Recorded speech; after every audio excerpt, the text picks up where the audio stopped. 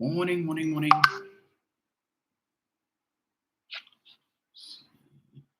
Morning, all. Macaroni Chori. Morning to you, Pauline Buckmeyer. Morning. Good morning, Roxanne.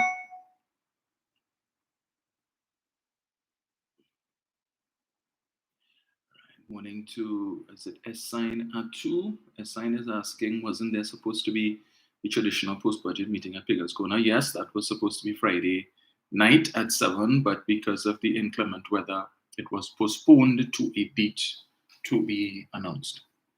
Because we would have had an adverse weather alert for Thursday and Friday last week. So as a result of that, it was that meeting, which was scheduled for Friday, last Friday, has been put off. Alberta Sampat, morning. Daniela Williams, morning to you. Shari, morning. Aline, morning to you. Morning, Heather. Rena Jennings, Jenny Hubert, morning. Kathleen 67289, morning to you. Linda Supreme, Point Kumana Sharon, Daniela Williams, morning. See what else I have here. Michelle Robertson, Deborah Duranti, Neil Francois, morning to you guys. Karen Gaspard, Ruben Rogers, Rena Jennings, Leon Graves, morning. Nigel Woodley, morning to you. See what I have on Facebook. Sarah Richards here as well. Morning. Morning, Diane. His Excellency, Nigel O'Connor, good morning to you, sir. President of Pleasantville and First Lady, Marissa Kagan, Alison Boyce. Morning, Alison. Kurt Douglas, Jeremy Lewis, Charles Jack, Winston Jack, morning, guys. Anton Batiste, morning to you. Marianne Devines, Joycelyn, Raghunath Song, morning. Rukmin Gangadine, morning to you. Udani Bruce, morning. Leon Joseph. Morning, Alison. Alison Samuel, Gillan Jackson, morning. Ruth Fronten, Gemma Alexander, Andrea Ines, morning to all of you guys. Gloria Lazare Green, morning. Mercedes, good morning to you. Let's see. Don Joseph, morning. Bernadette Yates, morning. Istra Blake, morning. And Alison Phillips. Rosemary Headley, morning, Rosemary. Stinky. Phyllis Antoine, morning, Phyllis. I am good. Bonnie Love, morning to you. Let's see.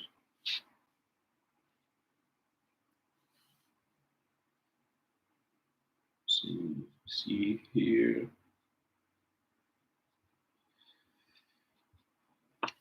Yeah, so we had a respite from that heat last week for 2 days, but Lord, Father, that heat coming back, that heat wave come back with a vengeance this morning. Thank God for AC. It's ridiculous.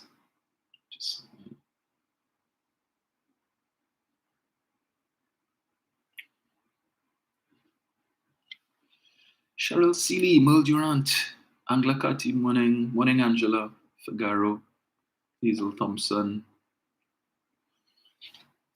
Roxanne, I see you brought out my brooms. So, folks, I tell you, I did not have the patience to listen to the opposition leader try to match Melba Buxell. Morning, Melba. Morning, Carol Buku. I did not have the patience, the strength to listen to the leader of the opposition try to match the Minister of Finance in terms of the length of her response. And, you know, they spoke about, in their critique of the minister's budget presentation, said it was a lot of repetition and the minister could have read that budget in 1 hour if he took out all of the repetition, all of the unnecessary things that they deemed unnecessary to mention. But as I would have made, the point I would have made last Monday night on I-95.5, there is need for the minister to repeat some things because, let's face it, right? We don't really hear from Collinwood much. And so on the few occasions that we are treated to hearing him, he takes the opportunity to speak. So I imagine we would have heard from him on Friday night if they had if there was the meeting at Pigot's Corner. But as I mentioned before, that meeting was postponed because of the weather. But I too was looking forward to it. And the opposition leader, and not just the opposition leader, some of the UNC MPs who have participated or partaken in the debate so far, boy, Lord Father, somebody, anybody, tell Michelle Benjamin, the member of parliament for Moruga Tigla, that as a seasoned MP, she's been there for at least 3 years, you are not supposed to read your response. You are not supposed to read your submission or your presentation. This is a debate. You are supposed to be able to be extemporaneous. You come with your points, you can have your notes, jot down the things that you wish to speak about, just to remind you. But in terms of developing on these issues, you are not supposed to read. How many times I have to tell you? And I'm very surprised that the speaker allowed Michelle Benjamin to basically read her entire presentation. Read it, word for word. And imagine you read, and it's like she's seeing things in there for the first time, which tells me she didn't write that. So whoever wrote Mrs. Prasad Bisessa's response probably decided, Michelle said, come on, you can help me do this. Well, by help, I mean, write the whole thing for me now.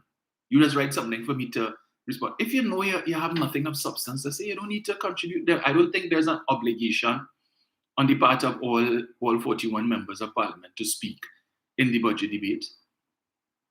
Because we know on the government side, there are some persons who are not ministers, and therefore they are not required. There's nothing for them to account to in terms of a ministry. Perhaps, maybe, they may want to speak about just to lend support to their ministerial colleagues, those MPs without portfolio, the likes of the MP for Sandri Grandi, the MP for, I think, Point Fortin. Well, this guy is the deputy speaker, the MP for Tunapuna. But still on the other side, if it is all in all, you're not to contribute, keep quiet now. And somebody, please get Michelle Benjamin. And I don't mean to beat up on Michelle per se, but oh gosh, somebody get Michelle a dictionary. I saw Michelle Benjamin post something on her Facebook page about some new program that she's introducing in her constituency to assist young people, I think, with respect to literacy and these things. And she says, as the stewardship for Moruga Tableland, it is my responsibility to do so. Michelle, you are not the stewardship of Moruga Tableland. You need to get a dictionary, or if you don't have one, just Google the meaning of stewardship, Michelle. You are not the stewardship of Moruga Tableland. But you see, when we're trying to use big words and we want to sound bright and we want to sound intelligent, and this word, yes, I like that word. I am the stewardship of Moruga Tableland. Really, Michelle? You're serious, Michelle? Oh boy. I tell you, yes. I mean, it's difficult to take these people seriously when all they're doing things like that, man. Better than that. It's like the misleader of the opposition. As I told you all, I couldn't listen to the 3 hours. I tried my best, so I listened to little snippets here and there, and then persons would have called me to tell me certain things that she would have mentioned, which they felt were egregious and that perhaps I can address. One of which is the issue she come back with this talk about Nikwan, and that it was the PNM that sold the gas to liquids plant to Nikwan for a song and a dance at peppercorn rates and all of that. And I read for you all a few weeks ago a statement that was made by Franklin Khan, the late Franklin Khan, former Minister of Energy, in the Senate in 2018, when Mrs. Prasad Bisessa and members of the UNC were again spreading misinformation, deliberate lies, with respect to that whole Nikwan gas to liquids plant arrangement. It was the UNC People's Partnership government in 2012, in retaining the services of a liquidator with respect to that gas to liquids plant. The liquidator recommended to the government the sale of the gas to liquids plant to Nikwan in 2012. Keith Rowley was not Prime Minister. Stuart Chong wasn't the Minister of Energy. Franklin Khan wasn't the Minister of Energy in 2012, right? In 2012, the Prime Minister was Kamla Persad-Bissessar, the government was the People's Partnership, and the Minister of Energy was one Kevin Ramnarine.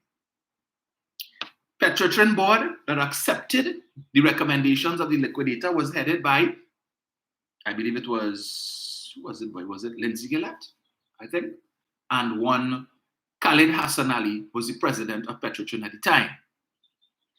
The board that was appointed by the People's Partnership, led by Kamla Persad-Bissessar and Line Minister Kevin Ramnarine, would have made a recommendation to the cabinet to accept the recommendation of the liquidator to sell the gas to liquids plant to Nikwan.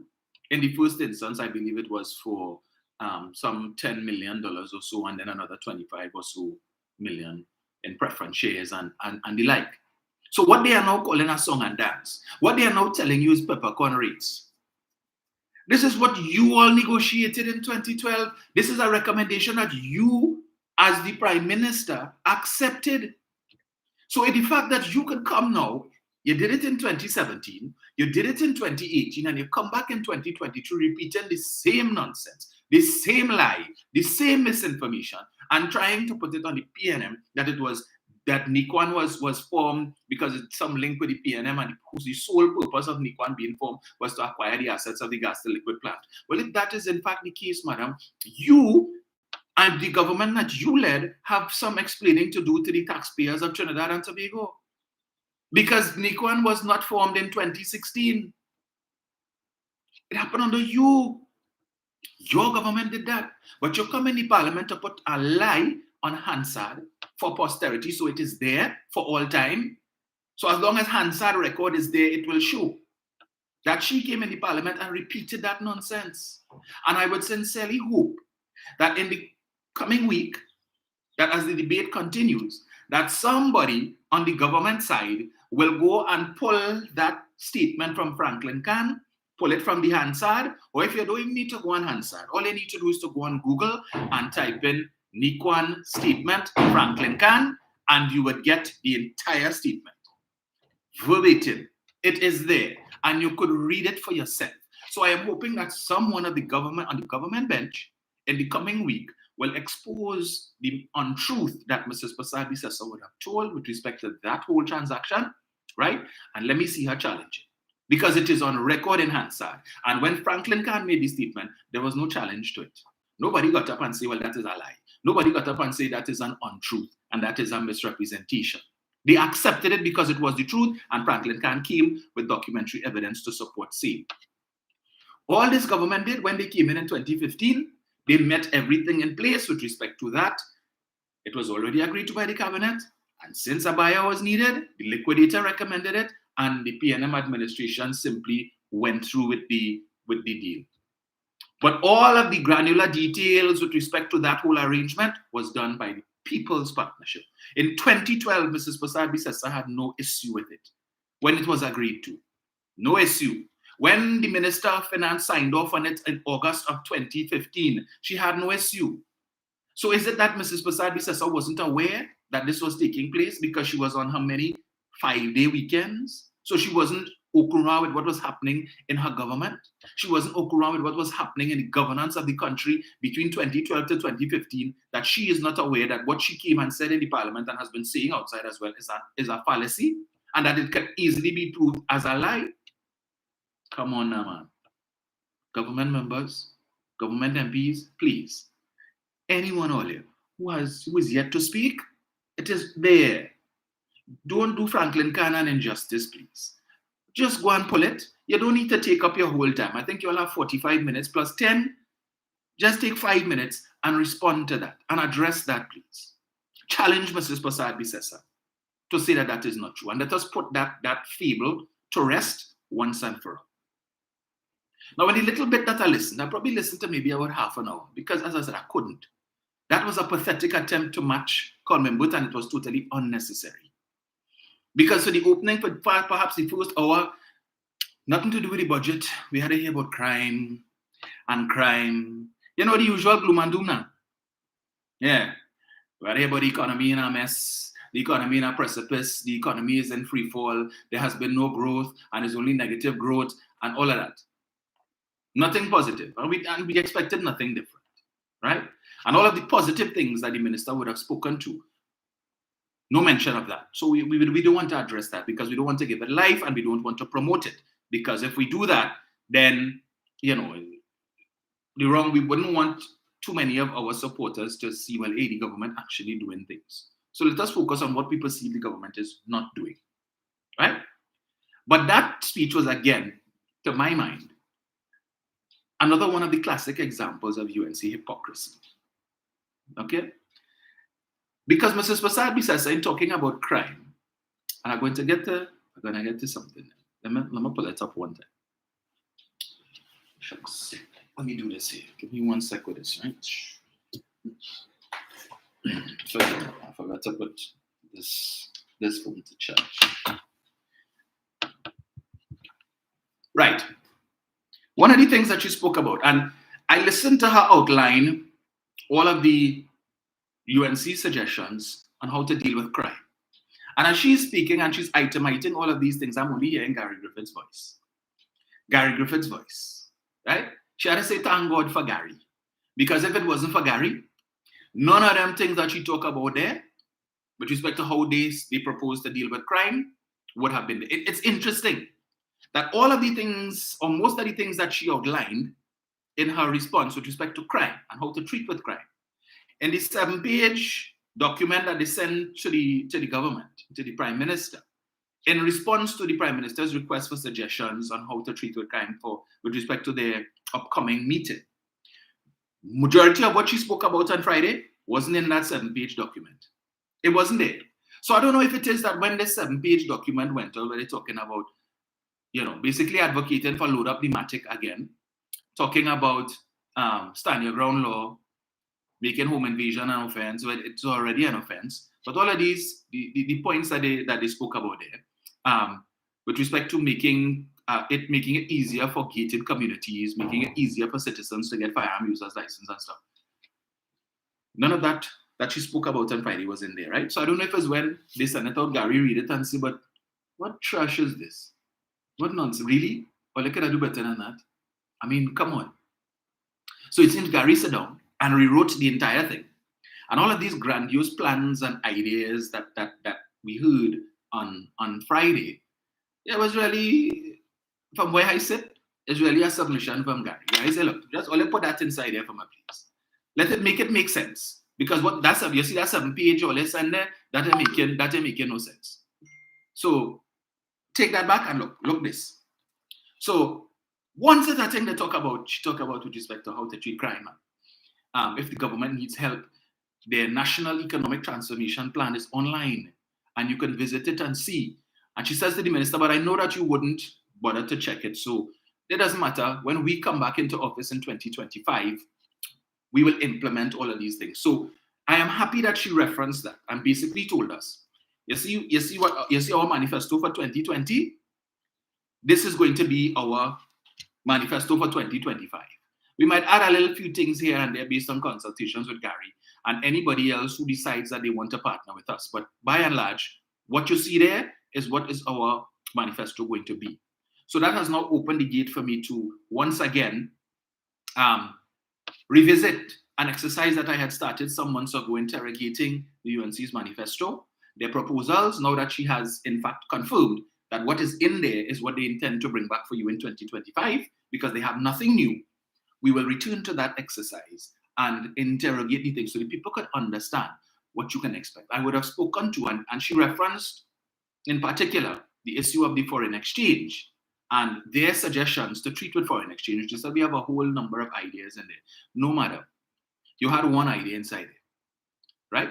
Your National Economic Transformation Plan addresses or provides, I think it was just 1 or 2 suggestions to treat with the issue of the shortage of foreign exchange. And the main one, as I have pointed out on numerous occasions, is to do away with what the current administration has been doing, which is using the country's foreign reserves to provide supply to the commercial banks in an attempt to keep the exchange rate or to manage the exchange rate at 6.79, 6.99, around the 6.80 range.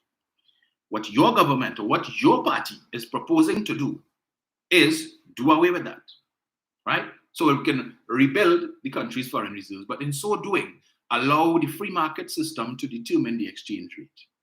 So they are not going to take the reserves, as this government is doing, and provide supply to ease the demand issue, right? To satisfy demand. No, they are going to put further pressure on the system that we will leave the reserves as it is, allow it to build back up, so that we could sit down and watch it and say, look how nice this country's foreign reserves is. Because she said on Friday, when they left office, foreign reserves was around, we had about 13 months of import cover. And now we have about 7.2 months of import cover. And that 13 months was the highest in the country's history. She's boasting about that. That is thing to boast about. So clearly, 13 months is not for them. They're about records, establishing records. So we want to move it from 13 months of import cover to perhaps 24 months of import cover. So all that foreign exchange sit down in the bank. Citizens have use for it. But because you want to establish records and you just want to have the foreign reserves built up, there's a reason foreign reserves months of import cover. So if it is that we should have challenges with respect to accessing foreign exchange, maybe because of collapse of the main avenues of getting foreign exchange, at least we have enough foreign exchange sitting down in the central bank that we can pay for our imports and so on, and pay external bills at least for 7-8 months. And hopefully in that time frame, we will be able to fix the situation with respect to the shortage. But they're saying we'll just leave it in and pile it up and pile it up and pile it up. So they don't have enough in the banks? Hard luck. Hard luck. So you have demand, but you don't have supply. So you know what to do? You need to curb demand. And how do you do that? Increase the price of foreign exchange. So let it slide to $7, $8, $9, and let it continue to slide until it gets to that price point where the demand equals supply. To the point where persons are unable or would only be able to demand a certain amount. So whereas at $6.79 or $6.76, in that range, one person might be able to afford 10,000. I just say, right?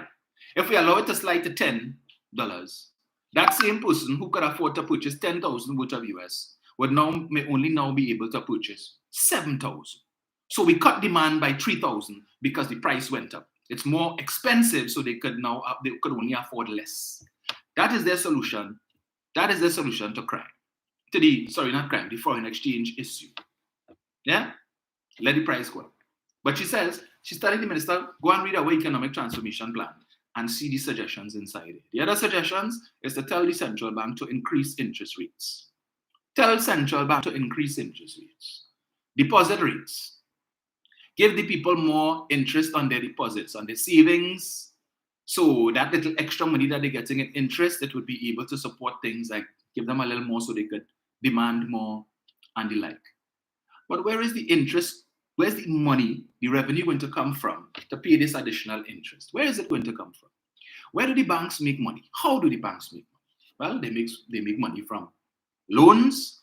They make money from charges, bank charges on accounts. They make money from these different fees that they charge for everything. That is how they make money.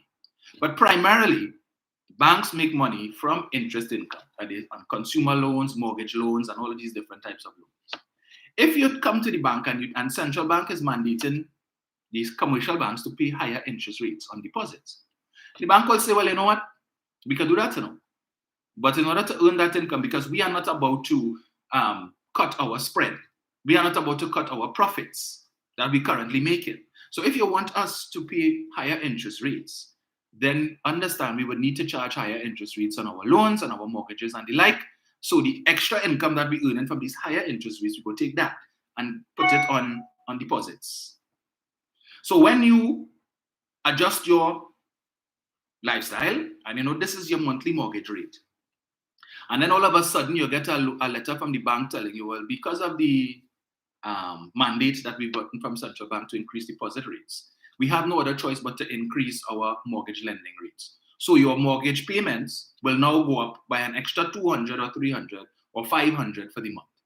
And you there now already struggling, right? You've adjusted, you've catered for this. Now find yourself in a situation, yeah, you're getting a little more on your deposits in the bank, but that extra is being eaten up because you now have to pay a higher mortgage installment. Or you're going to take a loan, right? And you're saving your little kakada, you want to buy a car. And yes, I have the deposit. I have enough here, I have my 10%. Then you go to the bank, and the bank tell you, well, you see when you came 6 months ago and you made inquiries, based on what the interest rate was then, this is what your monthly installment would have been. But because the central bank, on the instructions of the government, has told us to increase our deposit rates, we have been now forced to increase our lending rates. And with the increase in lending rates, what your monthly installment will be is outside of your debt service ratio.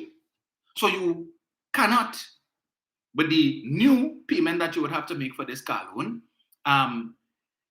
it's outside the 40% DSR. So what you need to do is go back and save some more money to give us a larger down payment. So we would lend you a smaller amount, and therefore the monthly installment for this smaller amount would be within your 40% debt service ratio. Why? Because the government thought it was a wise idea to tell the central bank, to tell the commercial banks, increase deposit rates. You see this kind of labas economics to fool people, because they're talking about Mia Motley in Barbados. And Mia Motley spoke about the predatory rates that the banks inflicting on citizens. And that is true, worldwide, right? And Mia Motley defending the small man, and she come and she pull up the banks and so on, and look at what happened in Barbados. And she made the banks reduce their rates. No, she didn't. What they did was to, I don't know if it's pass a law or give some instruction that the banks must have at least one account that has no fees, no monthly fees, no service fees to it. So for persons who are economically vulnerable and who cannot afford these monthly fees, that they could take out that, they could open one of those accounts. But all the other accounts that the banks have had before, with all of the high charges, remain. So who could afford it and who already have those accounts will continue to pay their monthly fees. But for those who are struggling and who cannot afford it, we will have this one account that, okay, you could open this account. Yeah, you could open this one account and fix your mix. But they come to tell him Mia Motley has done so much. In fact, I read an article on Wired 868 yesterday, again, praising Irfan Ali, a Trini, writing an article praising Irfan Ali and Mia Motley, right? Caribbean we need more leaders like them. And in fact, Mia Motley is being touted as the next Secretary General of the United Nations and so on because of her staunch advocacy for climate change and all of that. Again, I make the point, I have no issue with Mia Motley, right? I think she's a very nice person, and she's very forceful and forthright in her deliberations and so on.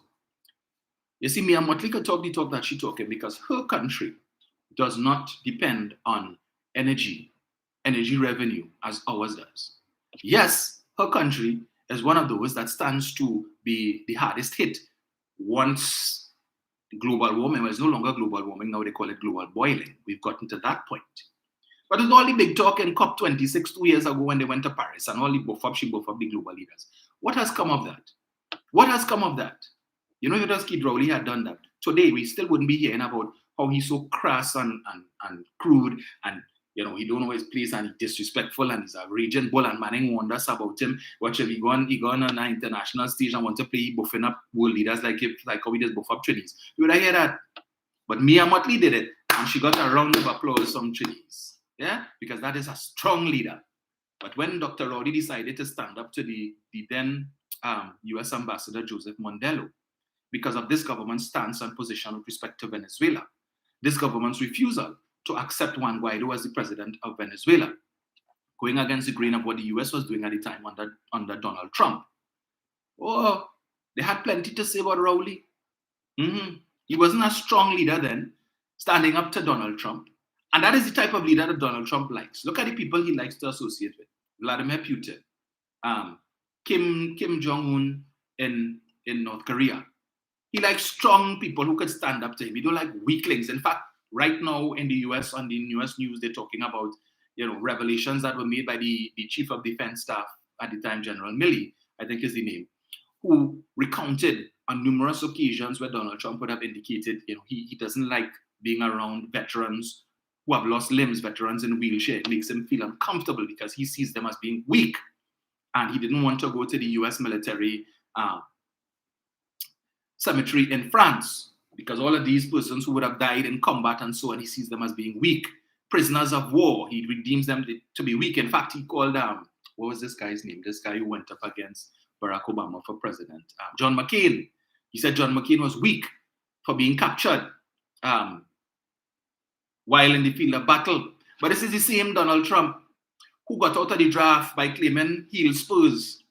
Yeah? Heel spurs, so he can't go out on no battlefield. But people who actually went out there, risked life and limb for the United States of America, fighting in wars that have nothing to do with America. He said they are weak because they were captured or they were shut down. So he don't like to deal with them kind of people, Mr. Heel Spurs, who got out of the draft, who never went to Vietnam or anywhere because, my heel is hurt, man. Right? Talk about an oxymoron, a walking living. But anyway, I digress. So I come back to the point and Mia Motley and they praise them. In fact, when they had the United Nations General Assembly meeting a couple of weeks ago, there's an interview that Irfan Ali did, president of Ghana, did with some British journalists talking about reparations and so on. And I saw it, and the truth of these two journalists, they were very disrespectful, very, very disrespectful to the whole conversation on reparations. And they found that the people who are calling for reparations are they being unreasonable and that it is not necessary. And kudos to Irfan Ali for some of the responses that he gave. And the terse responses that he gave as well. And he matched them because they were really fast and out of place with themselves. But it's not now Dr. Rowley talking about reparations. It's not now. They never praised Dr. Rowley for talking about reparations when Prince William and his wife were in the Caribbean sometime last year, I think when they were doing some tour for the Queen's Jubilee. And Dr. Rowley spoke about that, called on Prince William to treat with the issue of reparations and so on. The same people who today praising Irfan Ali for that interview, you didn't see them write no lengthy article praising Keith Rowley for talking about that. Unfortunately. But if Dr. Rowley had been the one to do that interview and had said the exact same things that Irfan Ali said to these people in the same terse manner, we wouldn't be hearing about it today. You see, watch him, he's a raging, but what? He don't know how to talk to people. He did see that. Because the things that they will allow others to get away with, Dr. Rowley can't get away with. Can't get away with. So it speaks, so clearly the issue is not with Dr. Rowley's policies and so on. They have an issue with the man, the individual that is Keith Rowley. That's the problem. That's the problem. But he continues to do his work. But I come back to the leader of the opposition, all the things she talk about, right? With the crime and whatnot. Imagine she has the effrontery to talk about teacher absenteeism and the impact that is having on indiscipline in schools. I say, you serious? You are the same person who approved a teacher in 2019 who took sick leave to campaign, right? A primary school teacher left these students without a teacher for weeks, claiming that he was sick. Teacher absenteeism. But he collecting pay. Why? Because he got a sick leave. That's saying he's sick. He's too sick to go to school and teach, but he was well enough to go campaigning, going from door to door, begging people for vote in the local government election. And he successfully won. In fact, when the media exposed him, Mrs. Prasad-Bissessar refused to address the issue. She didn't have concerns then about teacher absenteeism and the impact that it would have on discipline in schools. No, she didn't, right? He is still a councillor. In fact, you gave him a second opportunity and he won his seat, and so he sits today on the council of the Tunapuna Piako Regional Corporation. You see, that level of hypocrisy, again, is what bothers me with those on that side. Don't come and talk about these things now when you encouraged it. You encouraged it. The fact that you didn't pull up this guy, he was not reprimanded in any way. You didn't say, well, okay, we already selected him on his past nomination day, so if we pull him out now, then we don't have a candidate and we give the PNM that seat. Fine. But 3.5 years later, you didn't say, well, let me correct the wrong that we did back then.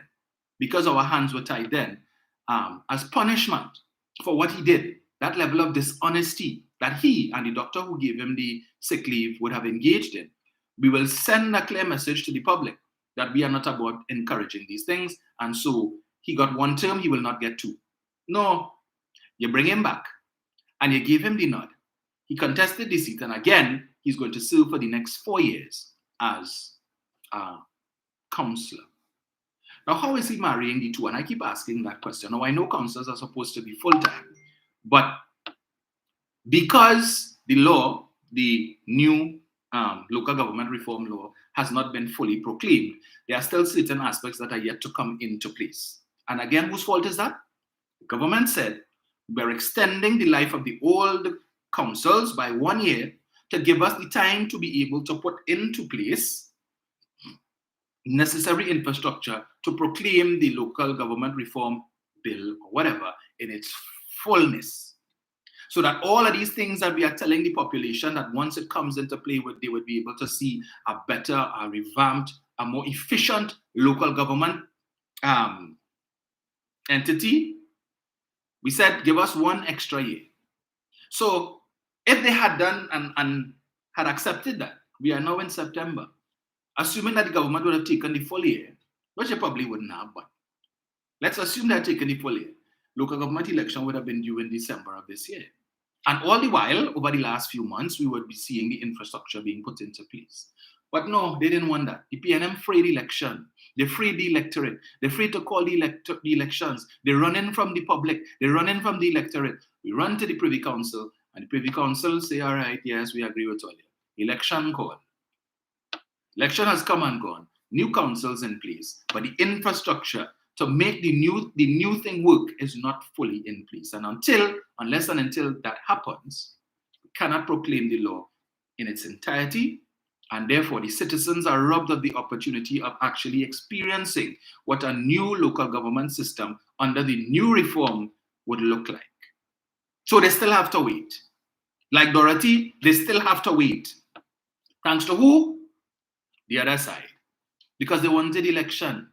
And then the godly misleader comes in the parliament on Friday, coming again to talk about this is a minority government.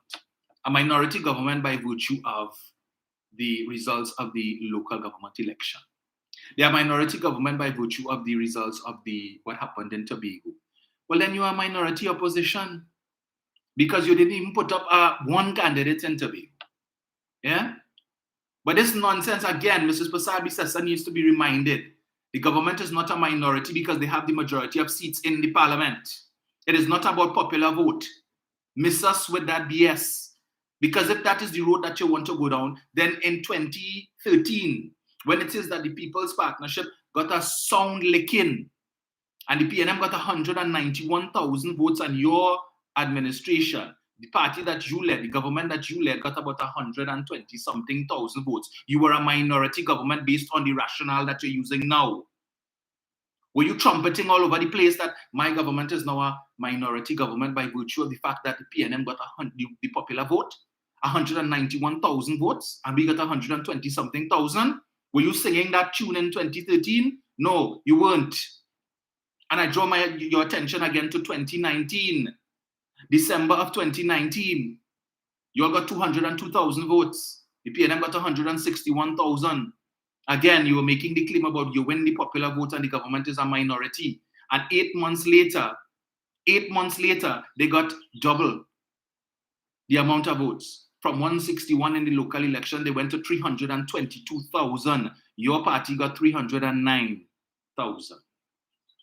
So to come and sing this song, but continuing along that foolishness, right? To mamagai your supporters and your membership to tell them, well, you see, we got more votes in the local election, so that means we are on the right track. And the trajectory is for us to win the election in 2025. You were singing that same song and dance in 2019. And just 8 months later, you lost the election. And the PNM got double the amount of votes. You were minority in every respect, in popular vote and in the total number of seats won. Minority, both fronts. You weren't trumpeting that then. You are not a national party.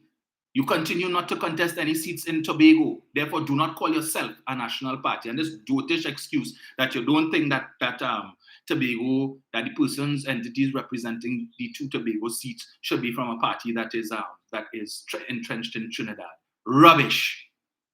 Absolute garbage. And then I heard her talking on Friday about establishing some Tobago regional police something. Singing Pali tune. Right? That is to do what? To replace the TTPS?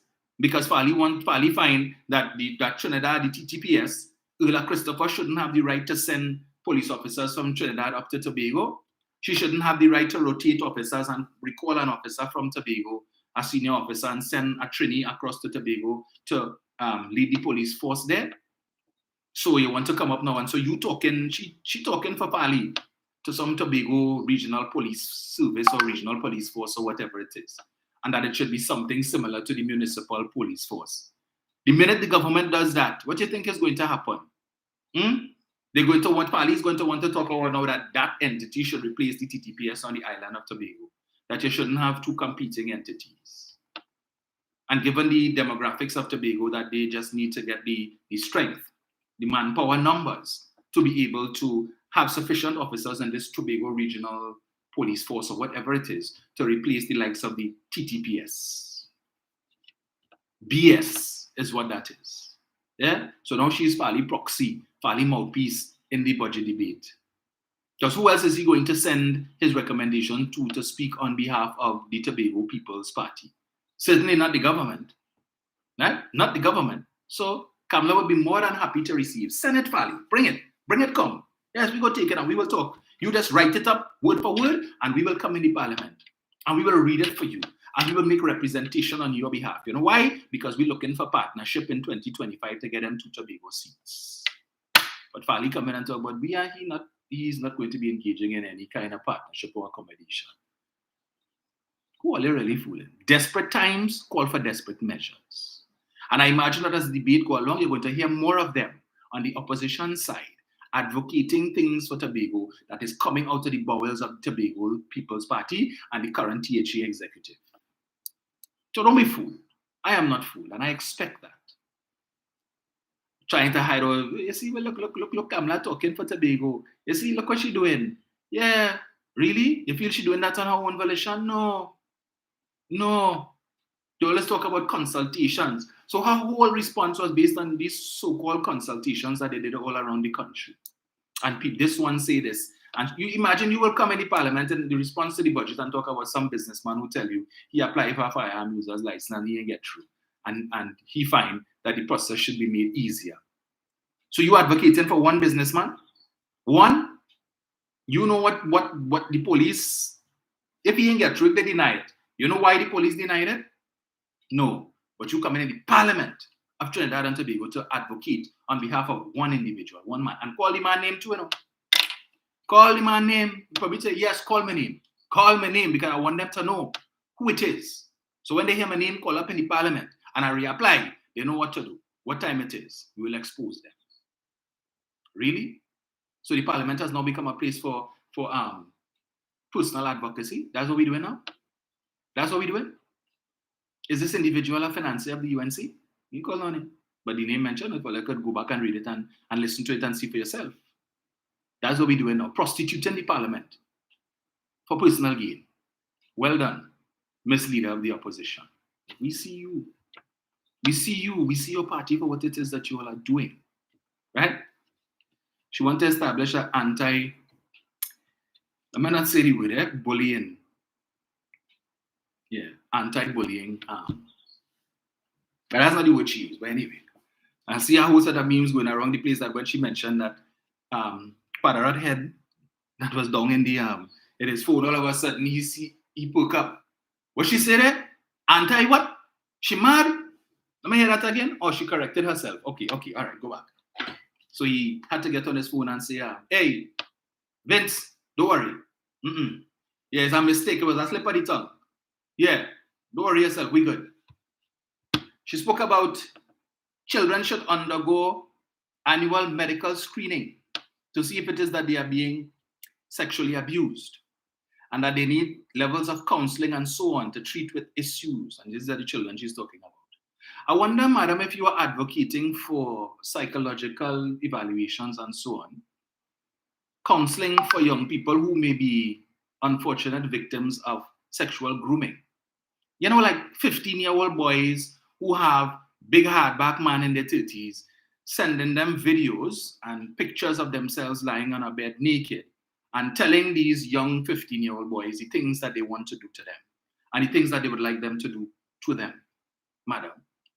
Because in the absence of you treating with that issue in a real way, the fact that you saw it fit, and I have to keep speaking about this, to give this person the nod to be a counselor, to be your party standard bearer in that district, knowing full well what he is accused of. So rather than deal with it from the perspective of, first of all, eliminating any chance of giving this person any opportunity to serve in the public space, taking away any power that this person might have that they could use in order to negotiate certain sexual favors, you know. Vulnerable parents who may be willing to offer up their children for work in the corporation, or vulnerable parents who may be willing to offer up their children for money or for some other type of gain, yeah? Because the counselor doing things for the child, providing for the child's books, giving money for the child to go to school, all of these different things. And the child just need to, play ball. No pun intended. So is it that is how you intend to treat with that? So after the child's mind is messed up, we will just provide counseling. The government need to give a stipend. So she says, they need to set up some sort of community council that will provide these services. So we set up this community council, and your counselor or counselors decide that they want to go and interfere with people's children, mess up their mentals. We will provide the children with counseling to treat with that situation, rather than get rid of the perpetrator, the offender, deal with them in a real way. We ain't doing that. Or perhaps when some child end up in human trafficking, probably because some MP who involved in that kind of bacana was a network, and some child might end up being caught up in that network. Yeah, that we could provide counseling for them now, so they could deal with it, so that they could get some semblance of normalcy in their adult lives. That's how we'll deal with it. Now we use taxpayers' money to provide counseling services for children who are unfortunately the victims of nastiness of certain public officials on that side. Not to get rid of them, no. But you're every day all up and down the place talking about how the PNM is the pedophile national movement and how much pedophiles it have in the PNM and how much of them like little boys and Ken Valley and all this nonsense. Meanwhile, back at the ranch, you have councillors and members of parliament on that side who are accused. In some cases, hardcore evidence is presented to prove they involved in this nastiness. You know what? We ain't dealing with them. You want to talk, you spend almost a whole hour talking about crime and the inefficiency and the failings of this government in dealing with crime. But again, you have another councillor who is the subject of a police investigation for pulling a gun, a licensed firearm, and threatening people with it. And you have not spoken to that issue. It has been in the public domain that emails were sent to you over a year ago telling you about this individual and these incidents, and nothing was done. In fact, you brought back the individual. You gave him another opportunity to be a counselor under police investigation. Using firearms, you want to make it easier for citizens to get firearms, and those who legally have firearms are using it in ways that contravenes the conditions for which they would have been given this firearm, and you have nothing to say. But had it been a PNM councillor accused of that, we would have been hearing that from sun up to sundown. Not a word from her, from Munilal, Dave Tanku, Anil Roberts, all of them to whom this email was sent. Not one word from any of them. But they're so concerned about crime because apparently crime in this country have different tiers and different levels. So what that councillor is accused of doing, that is acceptable. That's acceptable. So we're not talking about that type of crime. What the opposition chief whip, the man who is sitting right next to her, who I understand they are before, but I haven't been able to see it yet because I say I would have to go through the torture of listening to that 3 hours and 48 minutes, almost 4-hour presentation to see where the both came in from. The man sitting next to her is on $1 million bail for fraud and misbehavior in public office. But you want to talk to me about how to manage crime? You serious? You have another counselor who is before the court for soliciting bribe.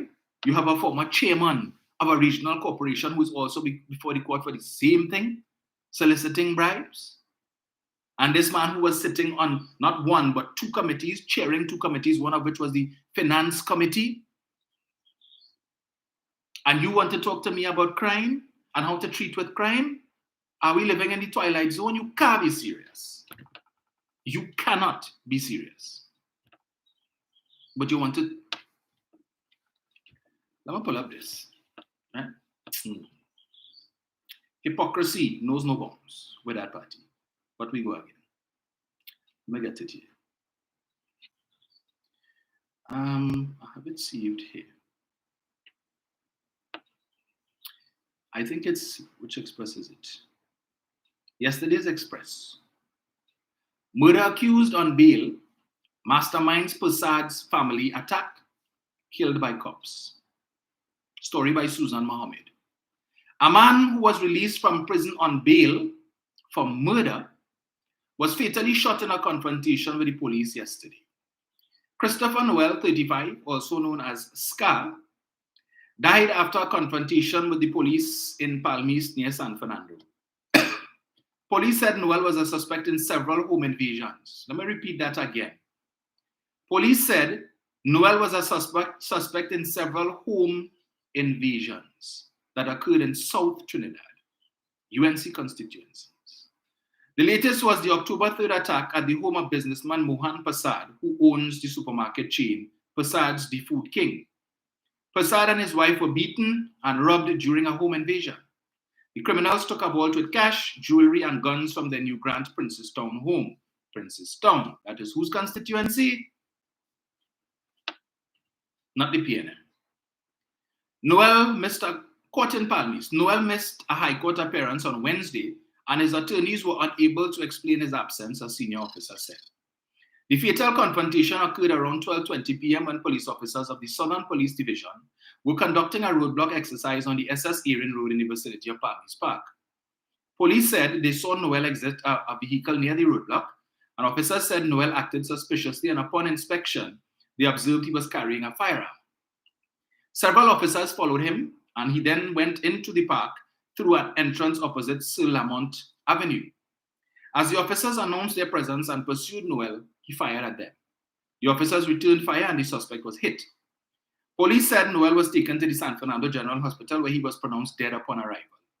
Officers said they recovered a Glock pistol and an automatic selector magazine with several rounds of ammunition from the scene. Noel was charged with the 2009 murder of Harry Suklal, a carpenter of Petit Cafe Road, Indian Walk, Princestown.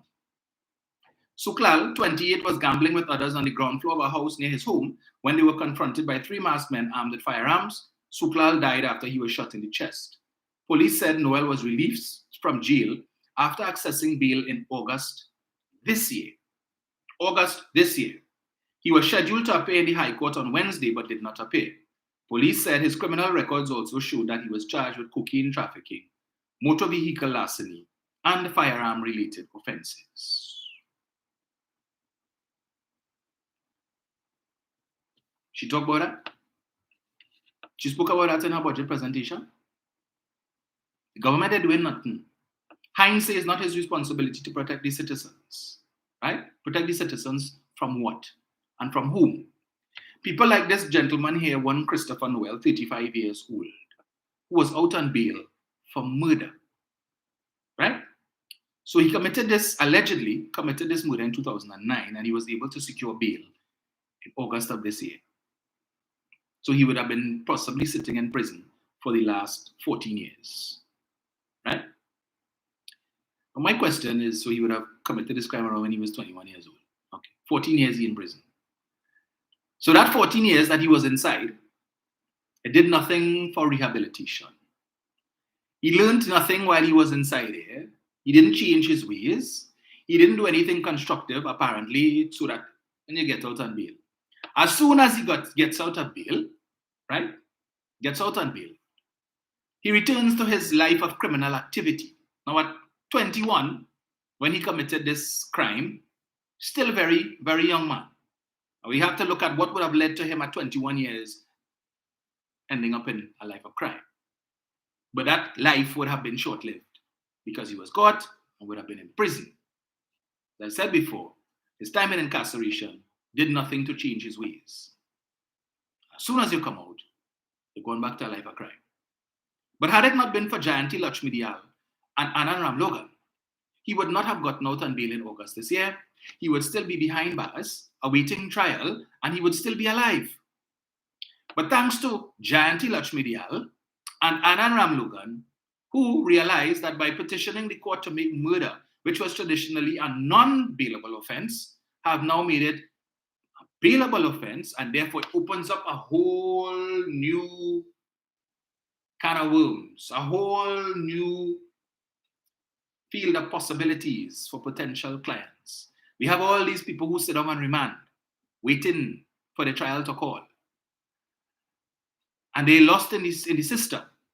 How can we profit from them? Well, let's get the court to say, yes, if you're on trial for murder, you are to enjoy the presumption of innocence, and therefore you could petition the court. Petitioning the court to get bail, your lawyer had to get paid. Whether you're successful or you're unsuccessful, you had to pay the lawyer. And I'm sure the lawyer ain't going to be cheap. But these people have reached. So where did this 35-year-old who committed this crime at 21, where he get money from to pay lawyer to apply for bail? Who stand his bail? When it is he didn't show up on Wednesday in court, you know what I mean? Bail, whatever assets were put up for bail, forfeit. Who was willing to put up that kind of money, right? Who was willing to put up that kind of money and risk it if this individual comes out and decides to abscond? Because once you abscond, that's it. Bail collateral gone, forfeit, the court taking that. So is it then that this individual, because as soon he came out of prison in August, as they said here, on bail for murder, but he knew exactly where to go to get gun, yeah? Because the police said they found a gun on him, so he knew where to go to get his gun. After 14 years in prison, whatever, maybe inside here, he probably formed links, talk to whoever, and you're getting out, well, here, what? You're going so and so, and talk to this one for me.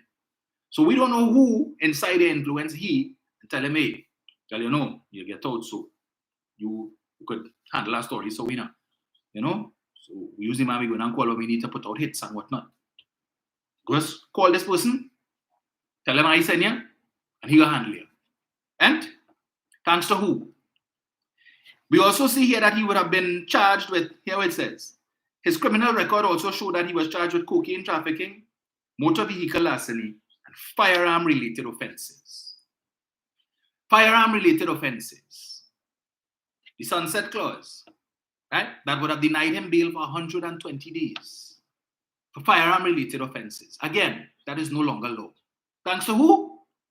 Not Keith Rowley. Thanks to whom? Not Fitzgerald Hines. Not Stuart Young. Not Nian Gatsby Dolly. They all supported the legislation to extend the sunset clause so that persons who are repeat offenders, and the Attorney General was very careful to make that point. The intention is to have this law apply to repeat offenders, persons who are constantly being caught with firearms. First-time offenders, no problem. You probably get caught in a wrong stand-up for whatever reason, and we'll give you a chance because you're a first-time offender, so you could apply for bail. But if you're a repeat offender, we hold you once, we hold you twice, and you show no remorse, no intention to change your ways, then you are saying that you intend to be a menace to society and you want to end up, you need to be kept behind bars. The Attorney General said that, Reginald Amo, in pleading with them. Oh gosh, Olio, come now, man. We hear what Olio say in presumption of innocence. But you can't tell me that a man who constantly, the police locking him up 2 and 3 and 4 times for the same crime, gun crime, you can't tell me that he's innocent. How he get a gun? Every time you lock him up and all, give him bail, and he going back again and doing it again. Is this the type of person that you want out on the streets?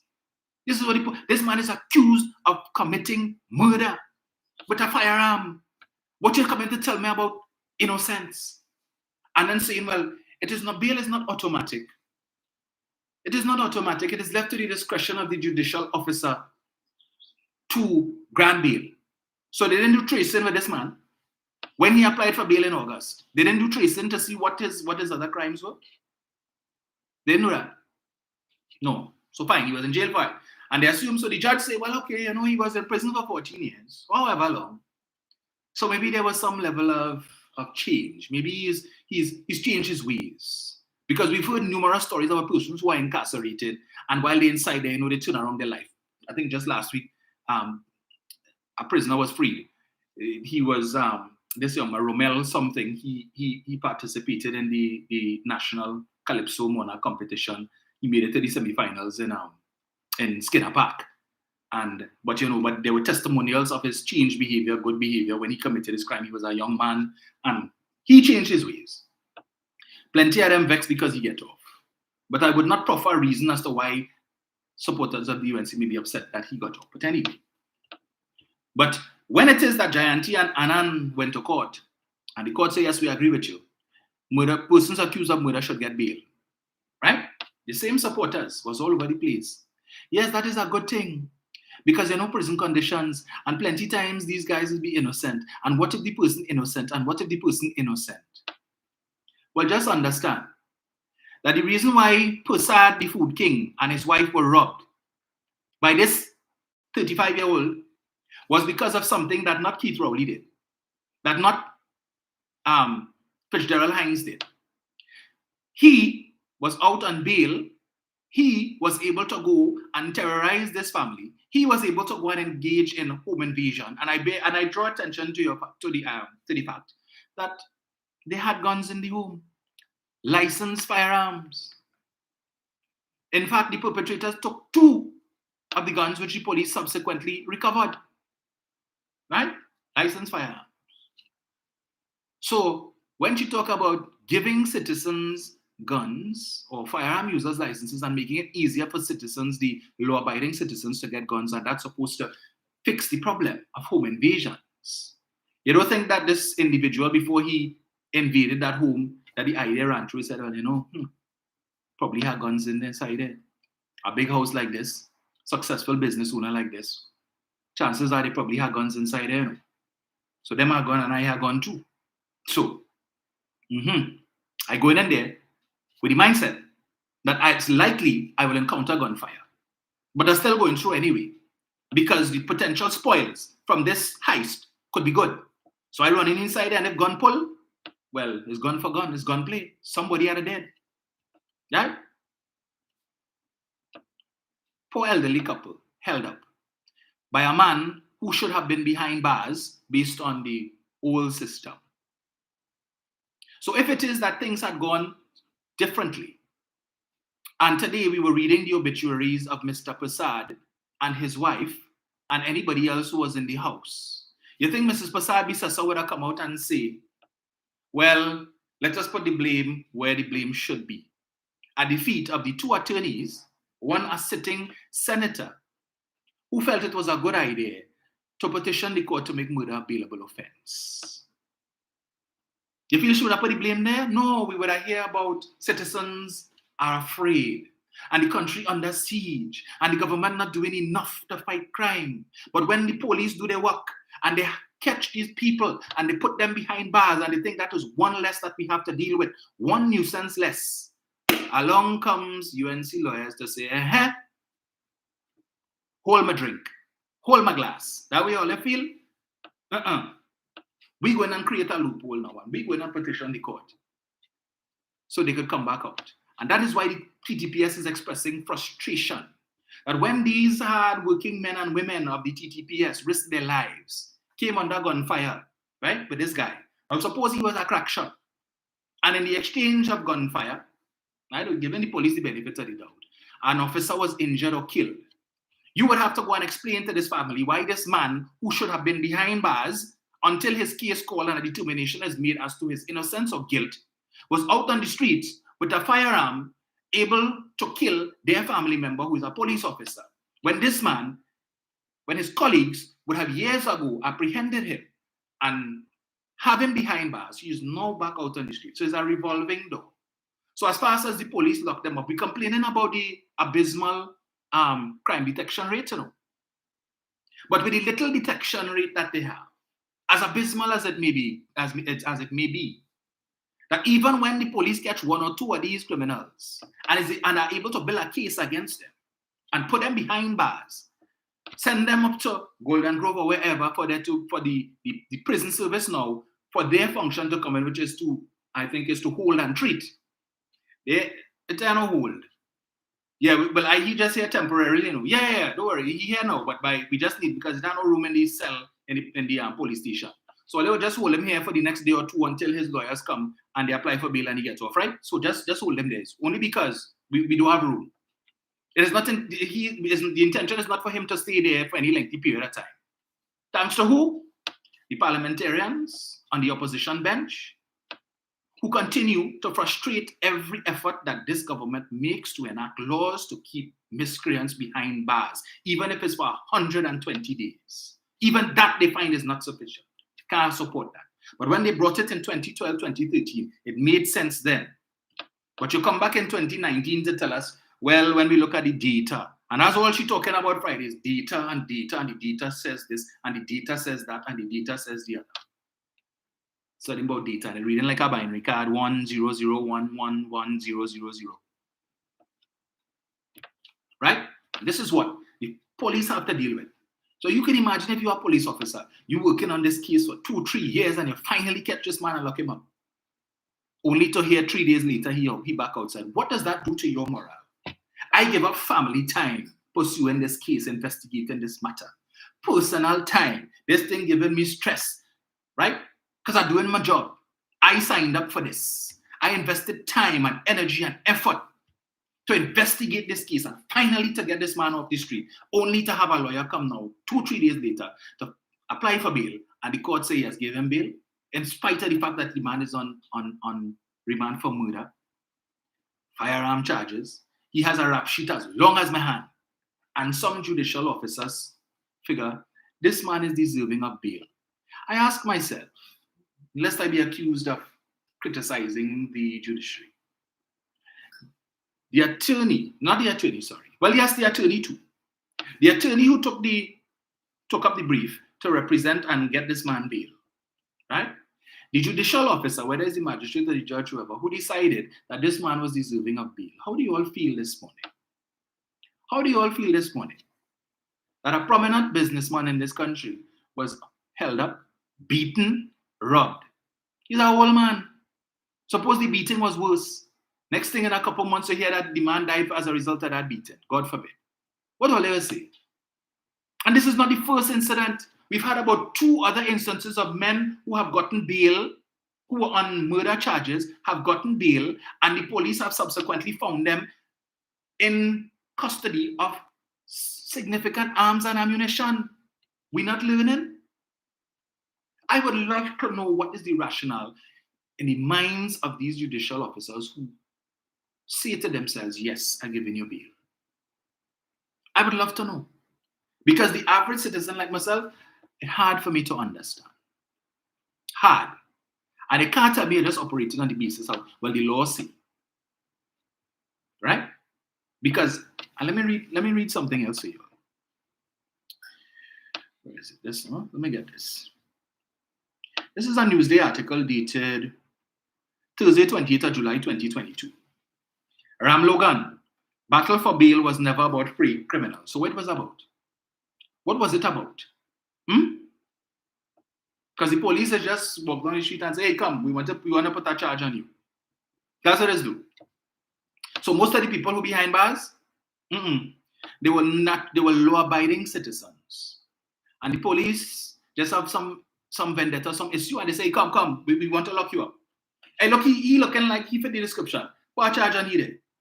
And all of them inside there, all of them innocent. Listen, former Attorney General Anna Ram Logan, who led the case for Akili Charles, says the challenge was never about freeing criminals, but that anyone has a right to apply for bail and have the court consider their application on its merits. Mr. Ramlogan, what was the merits that the court deliberated on in their decision to give this young man bail? Or any of the other two or others who would have gotten bail and returned to a life of crime as soon as they walk out of prison? I don't need to. Charles is a former murder accused whose challenge of the constitutionality of the Bail Act of 1994 led to the appeal court ruling in February that anyone charged with murder has the right to apply for bail. This ruling was upheld by the Privy Council on Thursday. Contacted for comment after the Privy Council's ruling, Ramlogan said, for over a century, people charged with murder did not have the right to apply for bail.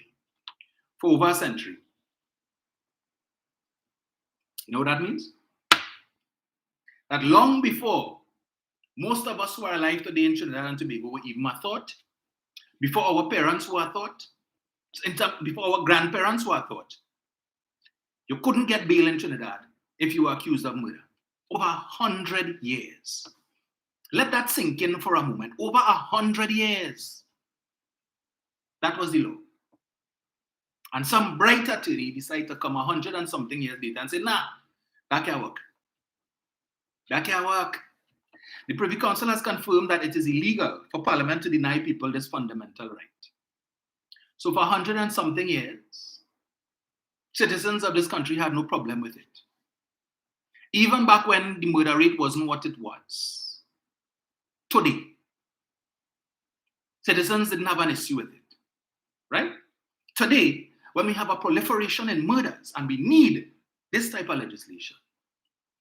So for the 5 years, well, not 5, almost 5 years. Was it 5 years?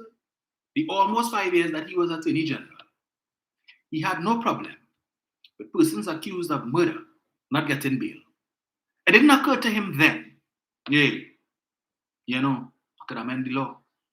Let me bring an amendment. Rather than having to go to the courthouse, let me, as Attorney General, in consultation with my cabinet colleagues, bring an amendment to amend the Bail Act so that persons who commit murder could get bail. Let me do that. He didn't think, it didn't occur to him then. No, it didn't make sense to him when he was Attorney General, and he could have done it because they had the majority in the Parliament and they didn't need the support of the opposition. It made sense then to keep them behind bars. But today, with another administration, the PNM, and we need to ensure that this narrative that whenever the PNM in power, murders go unabated and crime always going up under the PNM. Let me see what we could do to further perpetuate that narrative, right? Perpetuate that narrative. We're going again. He said Parliament should never have the right to deprive a man or woman of his or her liberty. This is a matter for the courts. Freedom is a sacred and precious right that can only be taken away by a court of law after a fair hearing. Ramlogan said no court should grant bail to anyone who poses a threat to society, but equally, people who do not pose such a threat should not have to languish and suffer oppressive, subhuman prison conditions awaiting trial for years or even decades. This is the same man who told us, jail and make to ripe fig. Jail and make to ripe fig. To support the, in 2011, state of emergency, in which thousands of young black men were rounded up like cattle and thrown in prisons till we run out of space and they had to spend hundreds of millions of dollars, taxpayers' dollars, to buy a whole warehouse in Santa Rosa to create extra space to lock up all of these young black men who simply fit the description. Yeah? Call for the Maria, throw them inside it, they fit the description. What was the quote? Lock them up and we will find the evidence later. We don't care if some of these men are law-abiding citizens and have decent jobs, some of them, and by us doing this, because we driving down the road and a man pants below his waist, right? He jockey short showing, he wearing a rubber slippers and a wife beater vest, and every minute only holding up the pants because like he don't know what a belt look like, but probably holding down a decent job somewhere, right? We don't care that by snatching him because he fit the description and we throw him in the Maria and we lock him up for a month or so, that he's going to lose his job. And even when it is that we let them out afterwards because we have no case, that he is now out of a job, he has bills that would have been piling up while he was in prison, and he now has a record. Well, not a record, but what you going to tell the employer? Well, here I was saying, no, I was in the lockup for a whole month. Oh, you was in the lockup? Where was in the lockup for? I mean, oh, well, the police wouldn't just lock you up just so. So you know what? It was nice. What are doing to him? What are doing to him? At the end of the day, the Attorney General who made that statement, his money was sure on the 23rd or the 24th or whenever the public service pays. His money was in his bank account, his salary. But this poor guy in the lockup and studying how bills pay and how his children eating, how they going to school. Kamala didn't care about that. But today she wanted to tell you she loved children and she so cares about children and she's a mother and a grandmother. Heard her talking about making some representation on behalf of the Autistic Society, and she had to disclose that her granddaughter, she said, her granddaughter is on the autistic spectrum. Well, apparently it must be hereditary. No disrespect, but I understand her son is also on the autistic spectrum. And then listening to some of her contributions, it leaves you to wonder as well whether or not she should get tested. But anyway, in a separate statement, also on Thursday, UNC Senator Jayanti Lakshmi said the Privy Council's decision vindicated the opposition's position articulated in the debate on the recent Bail Amendment Bill 2022. She said, in their attempt to camouflage their continued failure to address crime, the PNM attempted to extend the life of a 2019 provision, which placed restrictions on a right to apply for bail, despite knowing that such a measure in relation to murder was struck down by the Court of Appeal and was being deliberated on by the Privy Council. As a responsible opposition, aware of the implications of the Charles decision for evolving local jurisprudence, she said, the UNC urged government to focus its crime-fighting methods on practical and effective implementation of mechanisms to raise the detection rate and ensure people arrested are brought to justice speedily and, if convicted, subjected to suitable punishment as determined by a court. Lakshmi Dayal, an attorney, said that government's focus on pre-trial detention with no regard to the presumption of innocence. To this, she said, was to fool the population into thinking that trampling on people's rights would somehow keep them safe. They have focused on cheap rhetoric and public relations, using the Achille Charles case to attack the opposition based on Mr. Charles's legal team, led by former Attorney General, UNC Attorney General, all the while allowing crime to spiral out of control. Now, let me just read one more line there, or go back and reread. She says, let me get to there. Right. As a responsible opposition, aware of the implication of the Charles decision for evolving local jurisprudence, she said the UNC urged government to focus its crime-fighting methods on practical and effective implementation of mechanisms to raise the detection rate and ensure people arrested are brought to justice speedily and, if convicted, subjected to suitable punishment as determined by a court. I read for you the individual, the gentleman who is now deceased, did not appear in court on Wednesday as he was supposed to, and his lawyers could not give a reason as to why. So when I read Jayanti Lakshmi Dayal last year talking about persons who are arrested are brought to court speedily, well, in order to bring them to court, Miss Lakshmi Dayal, you need to be able to find them.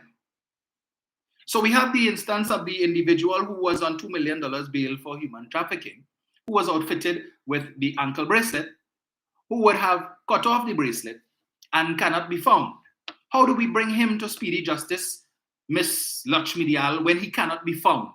How are we doing that? How? How was the court to deliberate last Wednesday when this individual didn't turn up for court? And his lawyers can't explain. The lawyers who would have represented him and were able to secure bail for him cannot explain to the court his absence on Wednesday. What was he doing on Wednesday when he was supposed to be in court? Was he plotting how to invade the home of the Prasads? Is that what he was doing, that he was too busy to come to court? Was he securing the firearm that he needed to be able to invade the homes of the Prasads? Miss Lakshmi Dayal? Again, for them to be brought to court speedily, you must be able to find them. Is it that you want the police to have 24-hour surveillance on the homes or wherever these persons are staying to ensure that they come to court? So that when the police should be out on the beat, trying to increase the crime detection rate, they are bogged down with having to deal with individuals like this who should be behind bars, where we know where he is, and he's easily accessible and can be presented to the court for a speedy trial. But because you and Anand decided to go to court and get them off, we can't find them. And in the meantime, between when they make one court appearance and the next, we don't know what they're doing. Like invading people's homes. Yeah, stand your ground. Stand your ground. But poor Mr. Prasad probably couldn't stand his ground. Right? He have a firearm, but he's an elderly gentleman, as we are told. He is fortunate today that he's still alive, but traumatized. Thanks to who? Who believes that once you get arrested, that we operate on the presumption of innocence, and therefore you're entitled to bail. So here one is okay. You could go and kill a man, you could invade people's home, you could rob them, you could terrorize them. That's all right. You catch a case, but you will be out on bail while the case is pending. And we know the justice system in this country, because the wheels of justice turn so slowly. You could be out on bail for years, doing a wrong thing. And that's okay. Yeah? Continuing to rack up more crimes. And because the police is too much for them to handle, chances are you will get away. So you could be committing murders, contributing to the spiraling crime rate, the spiraling murder rate, but we don't know it's you, because the police dealing with so many murders. As soon as one happen while they're on the beat, they're on call for one, they come across the radio, and next one just take place. All right, where it goes. How many files is one officer dealing with? So let's say he's dealing with 5 murders he investigated. And then another one come on the desk. Hey, we have a new one there for you. Hey, we have a new one there for you. We have a new one there for you. How he dealing with all of that? Is it any wonder the detection rate is what it is? So the government said we're going to hire 1,000 additional officers. But some of them will have to be trained, right? We're going to beef up, we need to beef up the Homicide Bureau. Because clearly, I don't think the Homicide Bureau right now has sufficient staff to deal with all of those murders that have to be investigated. But I raise the point to show the hypocrisy of that side, that you will address everything else that is contributing to the crime situation in the country, except what you all have done to open the gate for these criminals to have opportunity to continue a life of crime. When they should be behind bars, they're outside on the street, free to continue the crime spree, right? And in the process, before the police could catch them again, citizens are like sitting ducks, could end up statistics. Again, I stress on Mr. Prasad and his wife, you all are fortunate. You all are fortunate that you're still in the land of the living. But you had gone. It didn't help you. I'm sure you have cameras too. It didn't help you. But you went to Kamala telling you, yes, we need more CCTV cameras. And we need to give people firearm users licenses. Yeah, do that. Any of those things help the Prasads? No. Didn't help them. But again, they're fortunate that they're still in the land of the living. How many more like this individual over the course of the next few months and years coming will continue to get bail? Much to the chagrin and the frustration of the police. If I am a police officer and I know I work hard and make all of these sacrifices to investigate this matter and get this man locked up, and then 2-3 days later I hear he back out on the street, well, I fed up. It doesn't make no sense. What's the sense? Why am I going through all of this in an attempt to bring down the crime statistics, in an attempt to treat with the issue of crime?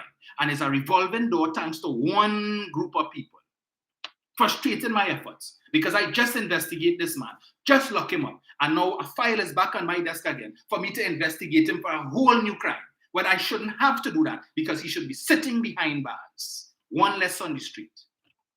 And I should deal with the others that are outside there now. Again, I have to be dealing with the same people. But Mrs. Prasad Bisasa wouldn't address that in her response. All we know is Hines must go, and Hines must go. But Anand must come back, and Jayanti must stay, and Kamla must stay, right? Yes. Yeah. Anand must come back. Because, hey, he just have one other matter hanging over his head. That is the um, witness tampering case. But if it is, we could have the chief whip sitting down in Parliament while on $1 million bail for fraud and misbehavior. Why we can't have Attorney General sitting in office while he has a witness tampering case against him? Innocent until proven guilty. That's okay. Never mind the bigger case against him collapsed simply because of greed on the part of the main witness. Never mind the fact that the bigger case against him would have been thrown out or the charges dropped simply because of, what's the word I want to use, boy? Shortcomings in the law.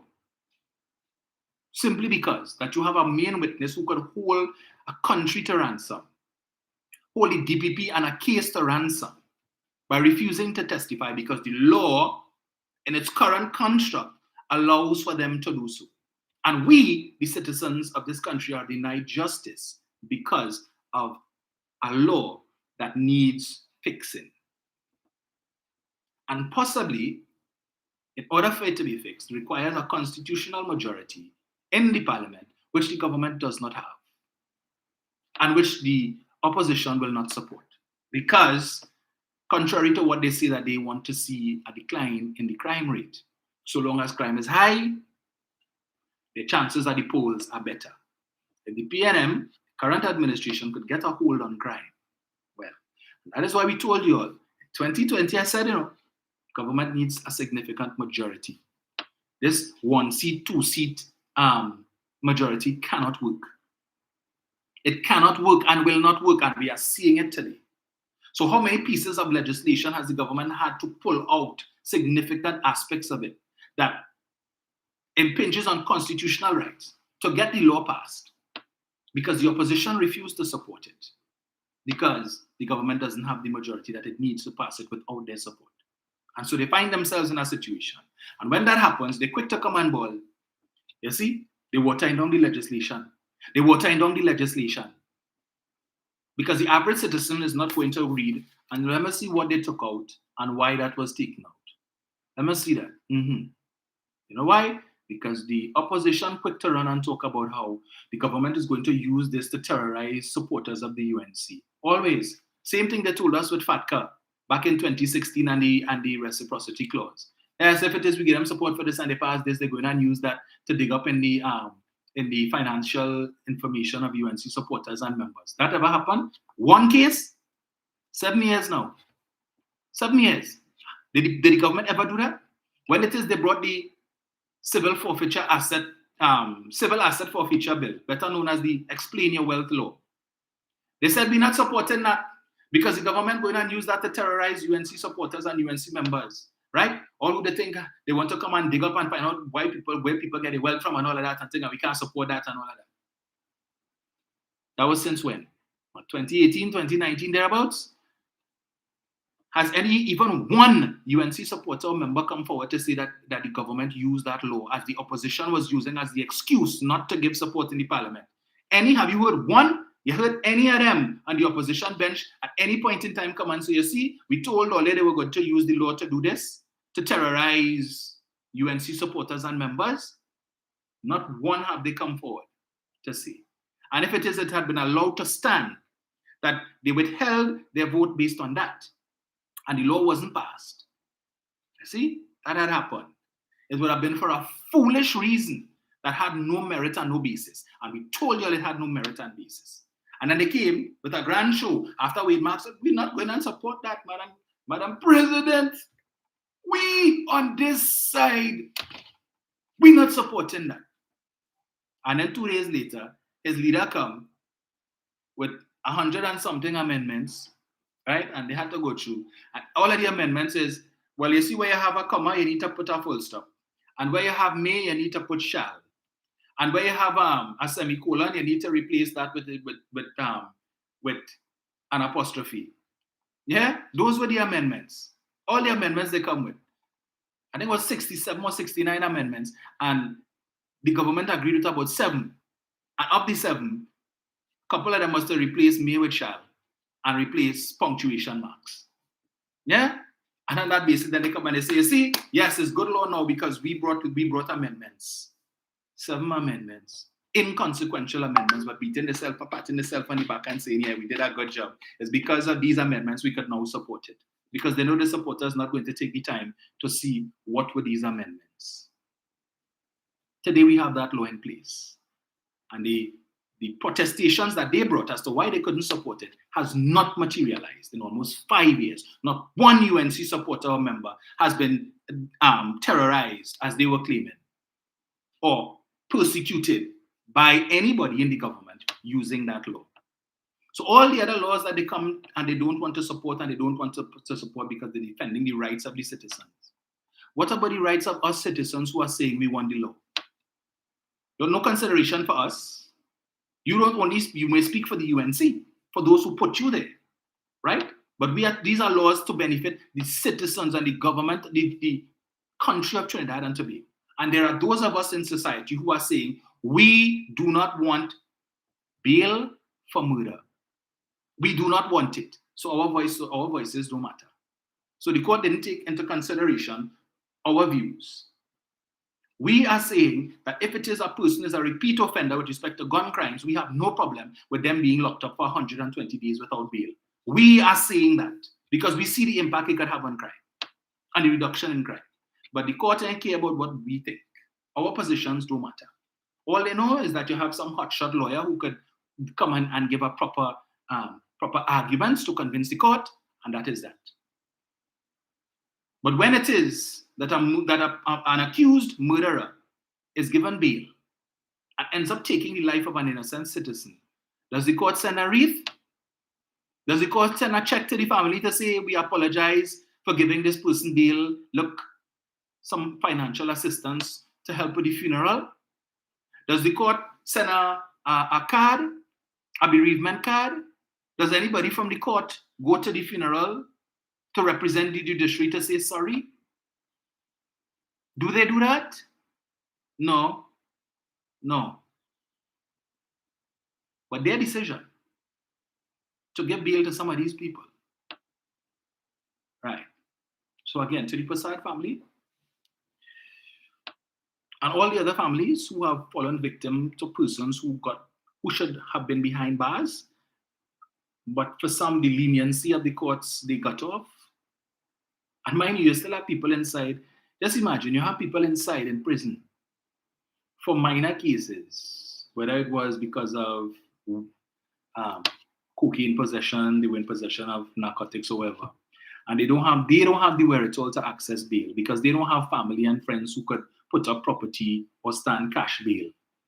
They're behind bars for simple things like that.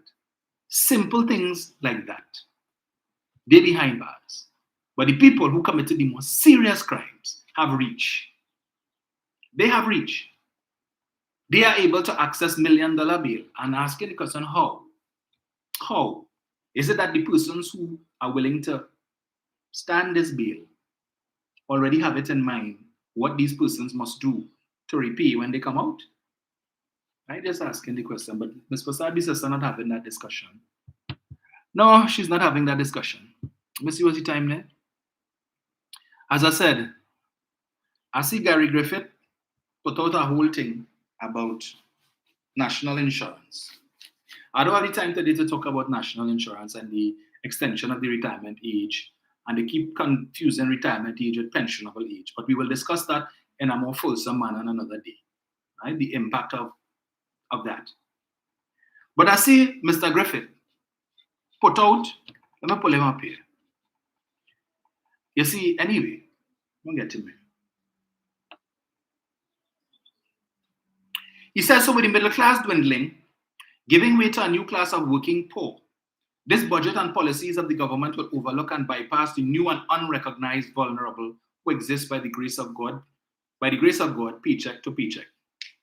Quoting Christine Nualo Hussein.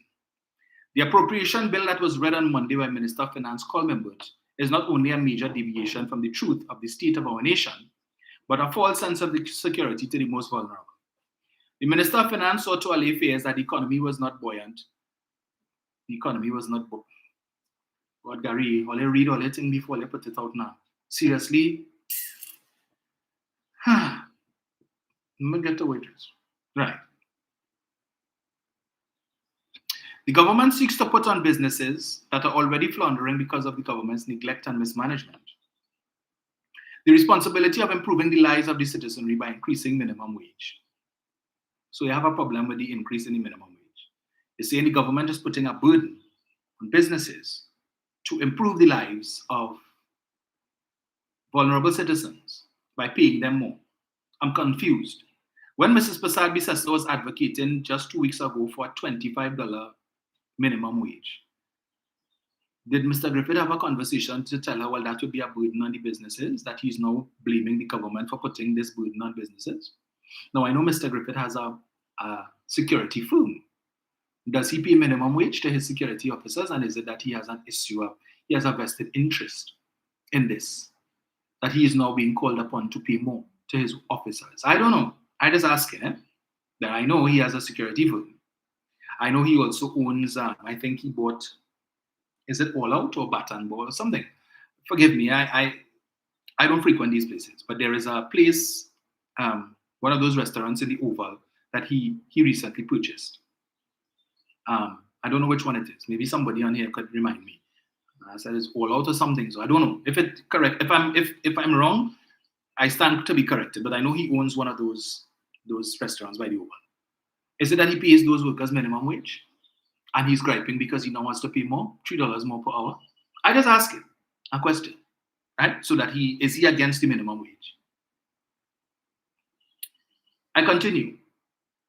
He said, and more importantly, this increase may never materialize as many businesses have resorted to hiring Venezuelans who are not mandated to pay NIS, which requires a 2/3 contribution by all employers. The loophole of hiring Venezuelans to avoid paying NIS has negatively impacted locals on being gainfully employed, as well as the contribution to the NIS fund has declined so considerably that the proposed age increase to 65 years of pension has been brought to the table once again. This time, urgency. Simply put, workers are being asked to work longer to make up for the terrible decision by the government not to have Venezuelans contribute to NIS. So Mr. Griffith is asking for the Venezuelans to contribute to NIS. How exactly is that going to work? How exactly is that going to work, Mr. Griffith? So the current NIS system is already overburdened, where the amount of contributions that is coming in is insufficient to satisfy the claims that are being paid out, right? So right now it's just Trinidadians. So we're saying the amount of money that is coming in from contributions from employers, those employers who pay in it, and wherever else money is coming from investment income and so on. Income receipts are insufficient for the amount of claims because we have a aging population that when national insurance would have been envisaged, there would have been a presumed life expectancy around 76, 77, thereabouts. Persons are now living way beyond that, well into their 80s and their 90s. As long as they're alive, NIB is required to continue to pay them this monthly pension. When they die, you have to pay the $7,500 funeral grant, depending when it is they die. If it is they have young children under the age of 18, thereabouts, they're entitled to get a monthly sum of some $600 per child or something like that.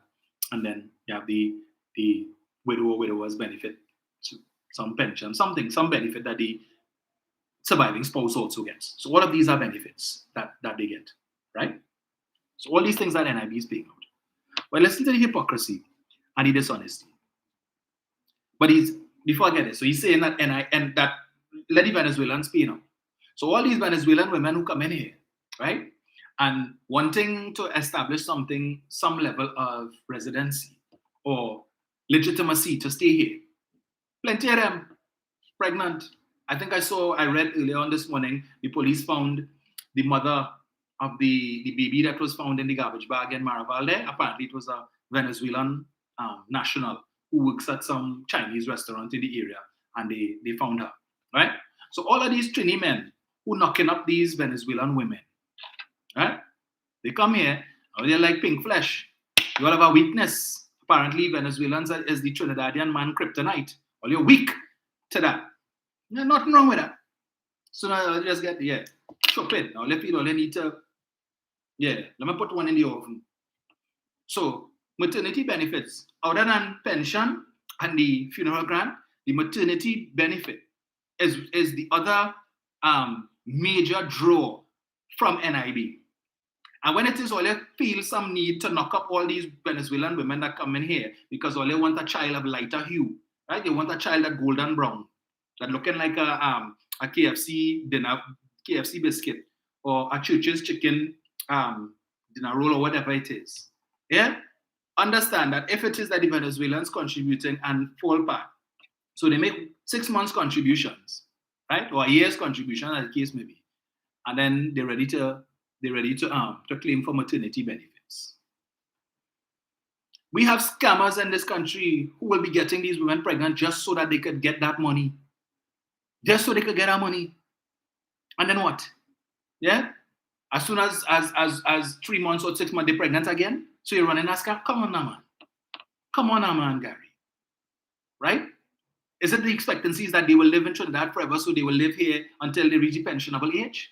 Some of them is young. The majority of Venezuelans who come in here is young people in their 20s and 30s. So even if it is their contributive plan is for them to stay here until they reach 65 or 60. So there's no intention for them to go back home. Anyway. Where is the thing that I really wanted to touch on? Right. Yes. He says, apparently, okay, no. He says, for such a calculated and dastardly act, this government should be fired forthwith. The public should be reminded that NIB is in this mess because of Mr. Calder Hart, who under a previous PNM government withdrew hundreds of millions and has never been held to account for doing so, despite promises by members of this PNM government to do so. Another promise never to materialize. Is Gary Griffith for serious? Is Gary Griffith for real? Remind me. Was it not the People's Partnership that came into office in 2010 riding the back of Calder Hart? Every minute, every day is Calder Hart, Calder Hart, Calder Hart, Calder Hart. When it wasn't Calder Hart, it was Uttara Rao. And when it wasn't Uttara Rao, it's Patrick Manning. And Manning built church in Guanapo for the spiritual leader. And Manning take taxpayers' money to build church. Same church that they allowed to fall to ruin. Right? It was Calder Hart. They put up all on the beatum. You were seeing these billboards all over the country with Mr. Manning next to Calder Hart and stacks of $100 bills. You all remember those ads? Those billboards that was all over the country? It was Calder Hart.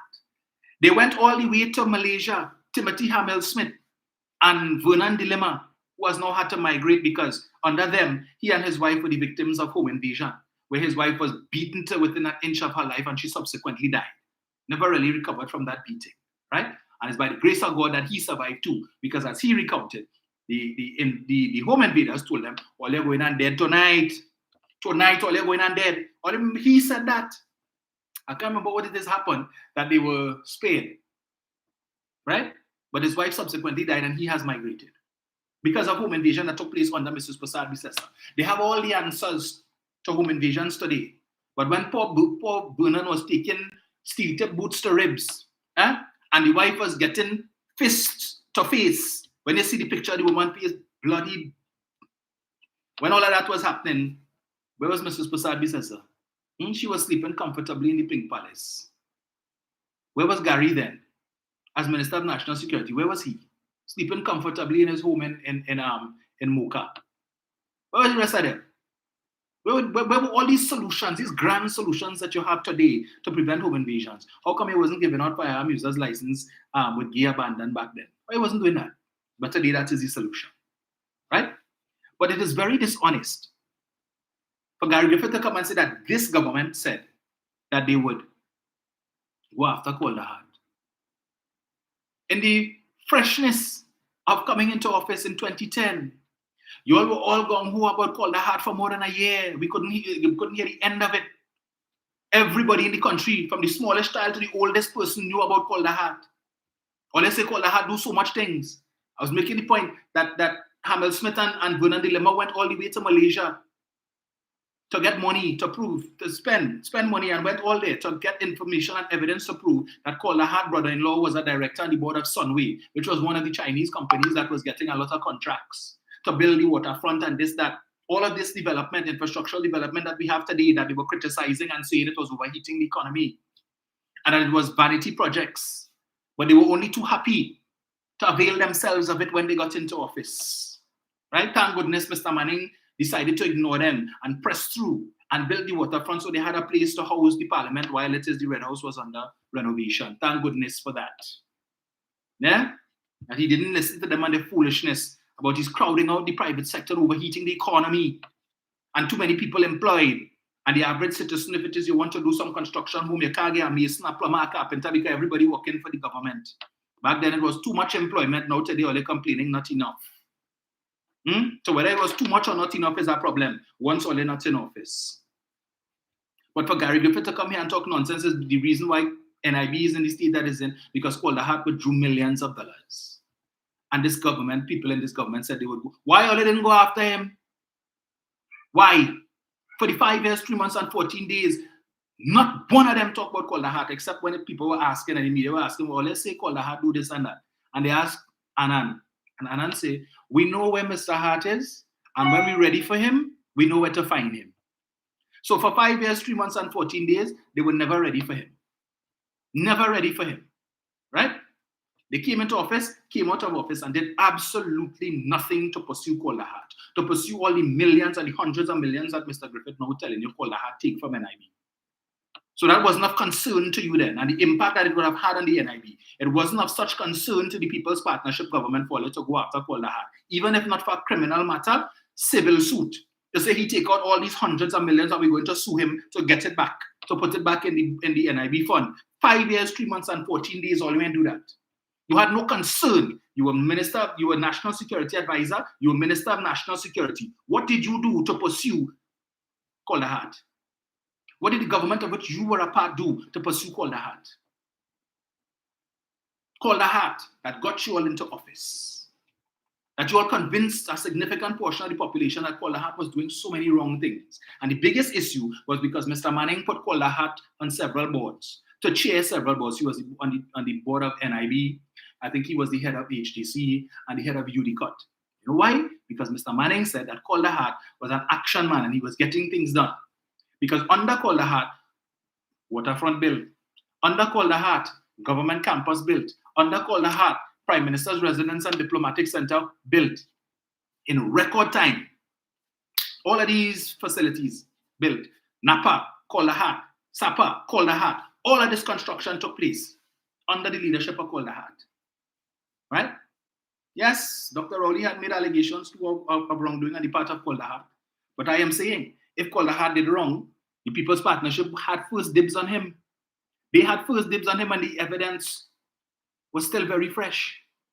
Koldahat doesn't even know what a Trinidad and Tobago handcuff look like. Koldahat doesn't know what the inside of a prison cell in Trinidad and Tobago look like. Koldahat doesn't know what the interview room of a police station in Trinidad and Tobago looks like, because there was no interest in pursuing Koldahat. Absolutely none.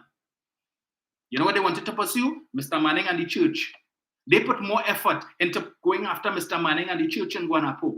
They put more effort into accusing Mr. Manning of stealing a grand piano from the diplomatic center when it was right there in the left-hand corner behind the drapes. They put more effort into that, into pursuing that, than to pursue Koldahat. But today, Gary Griffith wants to come and tell you the reason why NIB is in the state that is in, because Koldahat took out hundreds of millions of dollars. And this administration didn't go after them. Gary Griffith, your memory short. You're suffering from Alzheimer's. You don't know that period called 2010 to 2015. You forget about that. Did you have it erased from your memory? I'm confused. Because if you want to accuse this government of not doing anything with respect to Koldahat, you need to tell us what you did and the government of which you were a part, what you all did to pursue Koldahat. Right? Did you all start an investigation that this government didn't complete? Absolutely nothing. You did. There was no interest in Koldahat after that. So whatever money, billions, or let's say thief, you all allowed him to get away with it for 5 years. And the trail would have gone cold. So by the time this administration come in, what were they supposed to work with? What were they supposed to work with? They expected Dr. Rowley to pick up the phone and call the commissioner of police and say, hey, for the 3 years that you were commissioner of police, what did you do?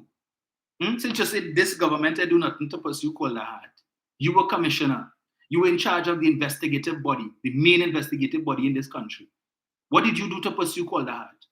Did you call upon your investigative officers to find out, well, hey, well, you have a file on Calder? Why you all didn't go after him? Is there a statute of limitation? Can we still go after him? For 3 years, Gary, 3 years you were in charge of the investigative body. What did you do to go after Calder Hat, Gary? Forget the government. Forget being Minister of National Security. You could say, well, you couldn't tell the police what to do. Forget being National Security Advisor. All right? When you were in charge of the police service, what did you do to go after Calder Hat? And if you did nothing, miss me with that BS this month. Miss me with it. You have no moral authority to talk about Calder Hat. Talk about Tamnak Thai, the restaurant that they bought, Apsara, that they bought around the Savannah NIB for $30-something million. Talk about that. What was the sense in that? Went into this ridiculous arrangement with the owner. Millions of dollars of taxpayers' money gone up in smoke. Why you mention that? That didn't contribute. That 37 million didn't contribute. How much pension could that 30-something million dollars have paid, Gary? How many maternity benefits could that 30-something million have paid, Gary? How many funeral grants could that 30-something million dollars have paid, Gary? How many invalidity benefits could that have paid? How many orphan benefits could that have paid, Gary? 30-something million is nothing to sneeze at. But then for some reason, all you give one man $34 million just so, not a stick of chalk, not a pen, a pencil, nothing.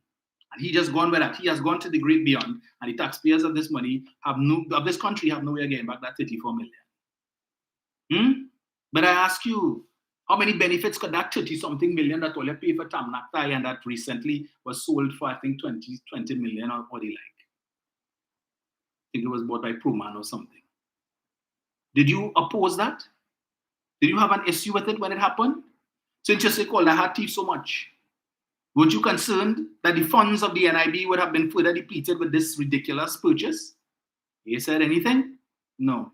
But your leader, the woman with whom you have partnered and continue to partner with for 2025, in 2020 when she was talking about the idle cash balances of the NIB would be used to establish an infrastructure development fund. Which idle cash balances is she talking about? Because if NIB has to be selling assets today to be able to pay benefits, then where is this idle? Where are these idle cash balances? Where? In the Pink Palace? Or somewhere else?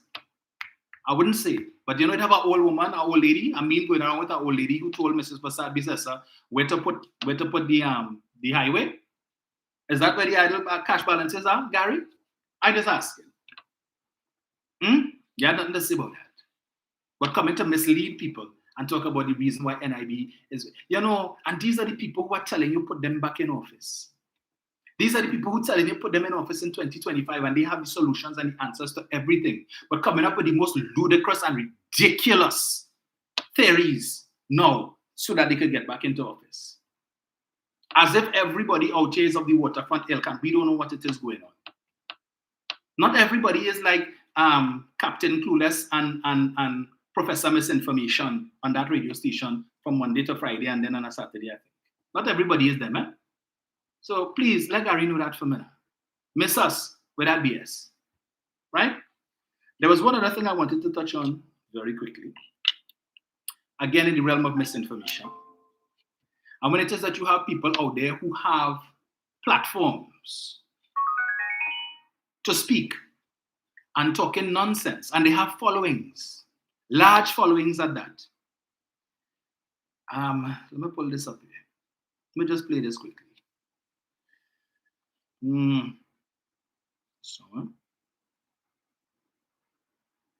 Right. Yes.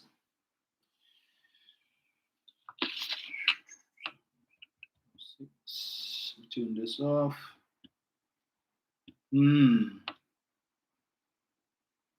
I hope it gets into this thing. One of these good days. Right. Let me get this one.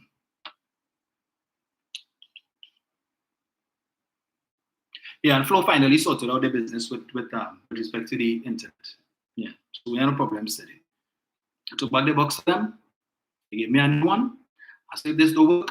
I don't want no service somewhere. I bring in it, and that's the end of that. So, brought it home, plug it in, no problems. Right.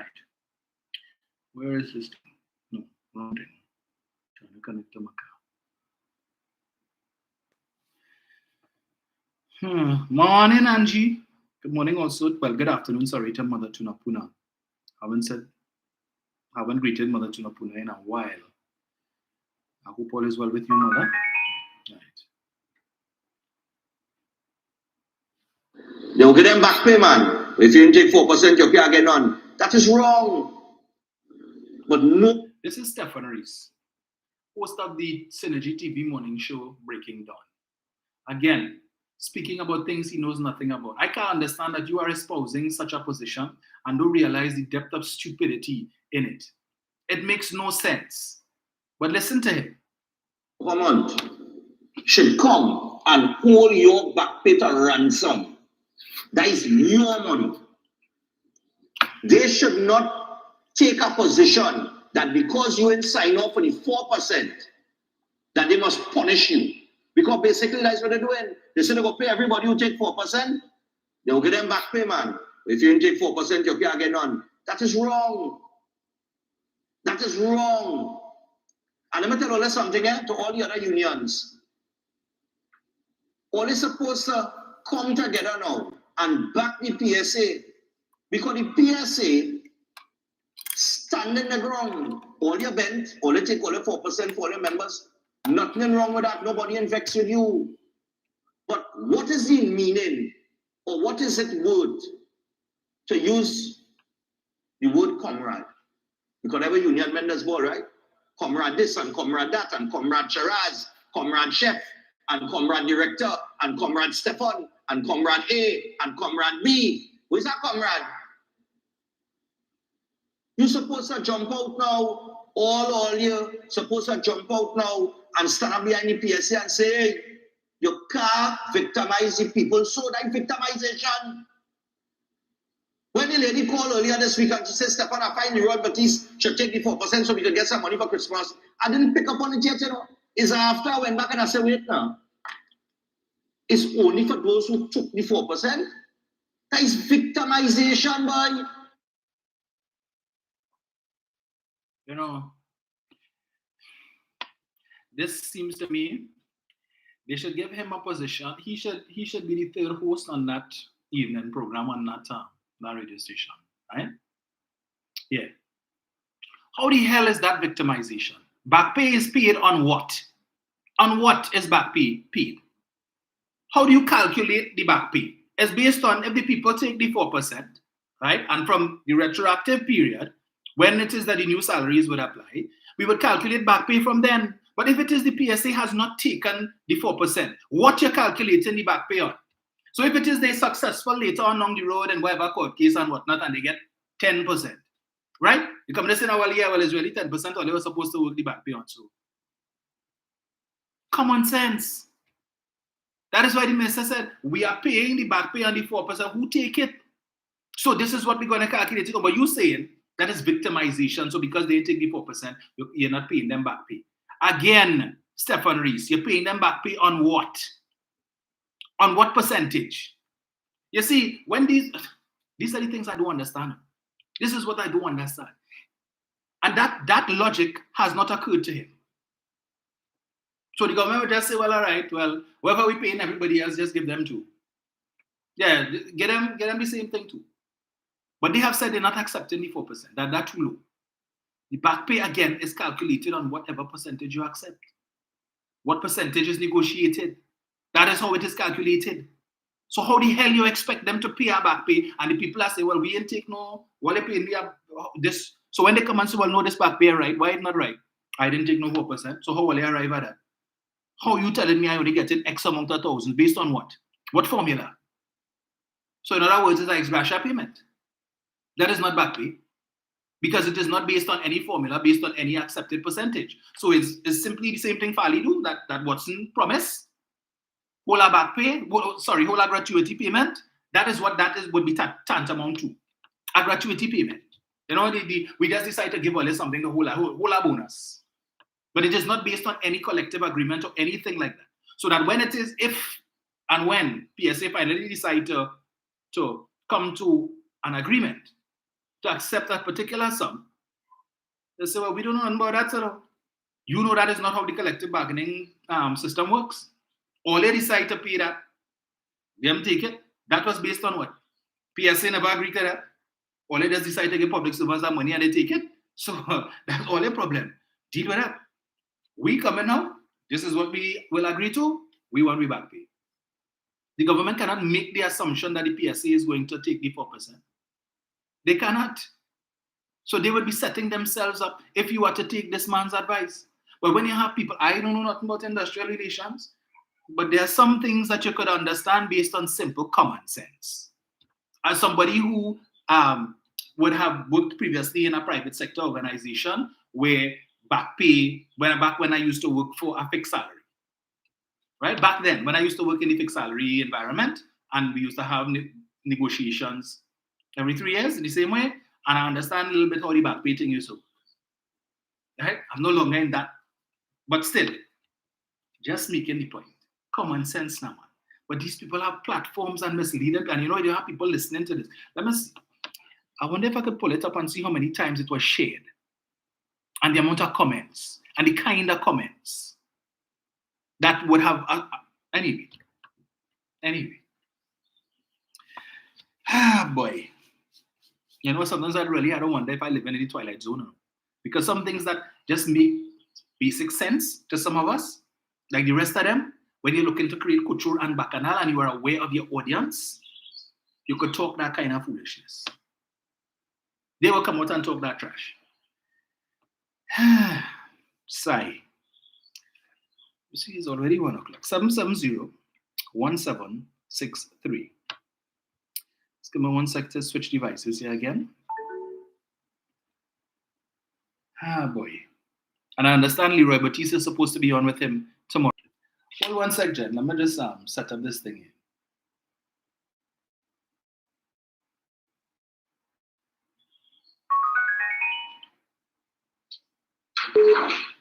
Yeah, Jenny, go ahead.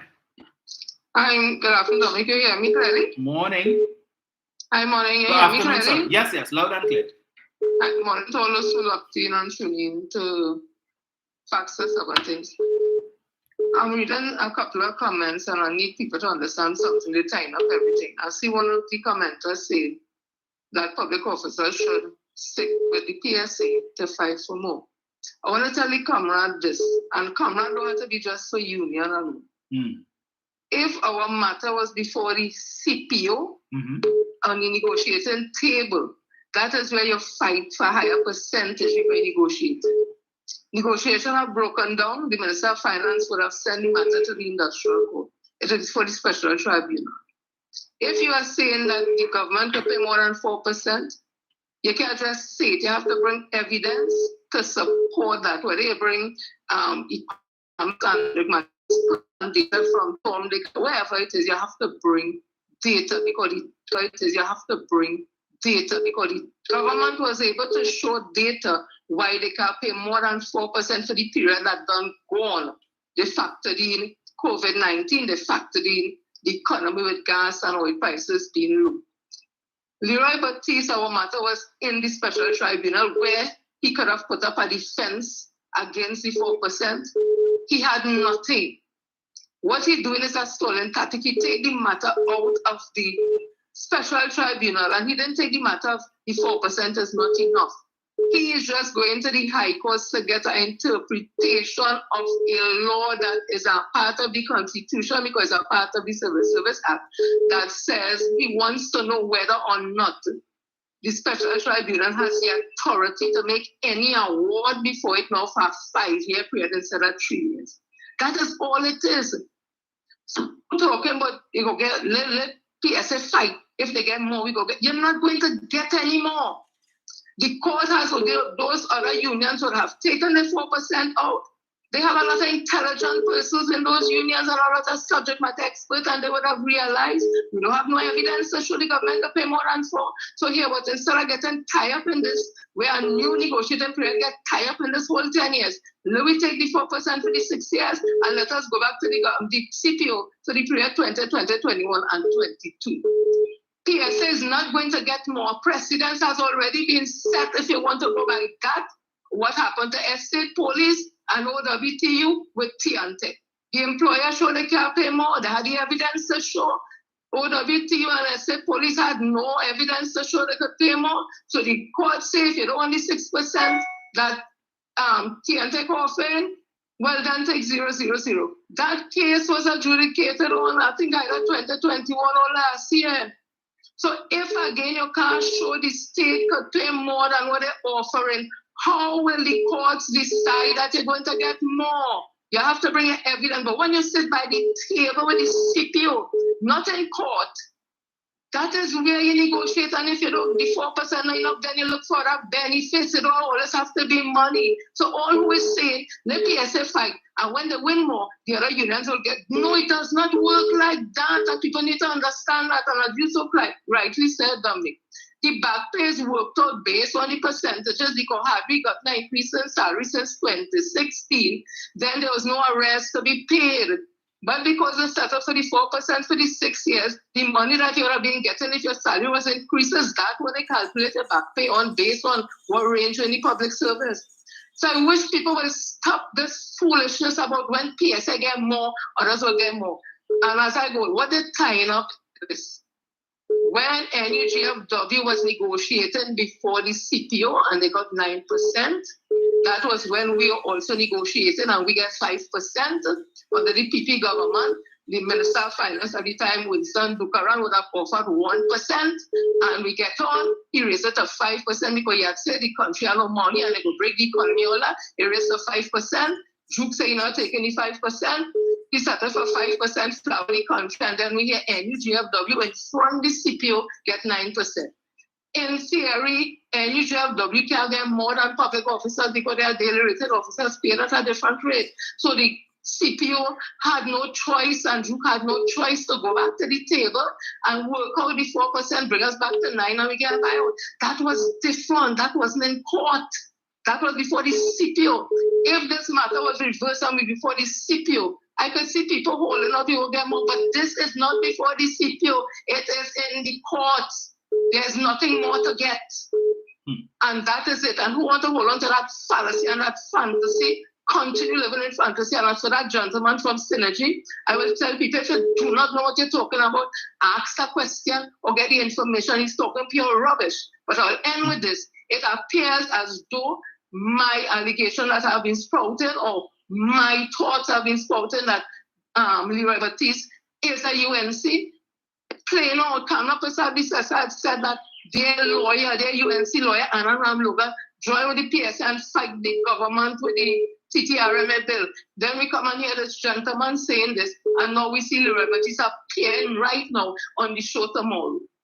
Come now, man, let me connect the dots. Is it really true that Leroy Baptiste was offered Minister of Labour if the UNC get into office? So he's calling these things until 2025? I'm just asking a question. Thank you, Dom. Thanks, Jen. Yeah.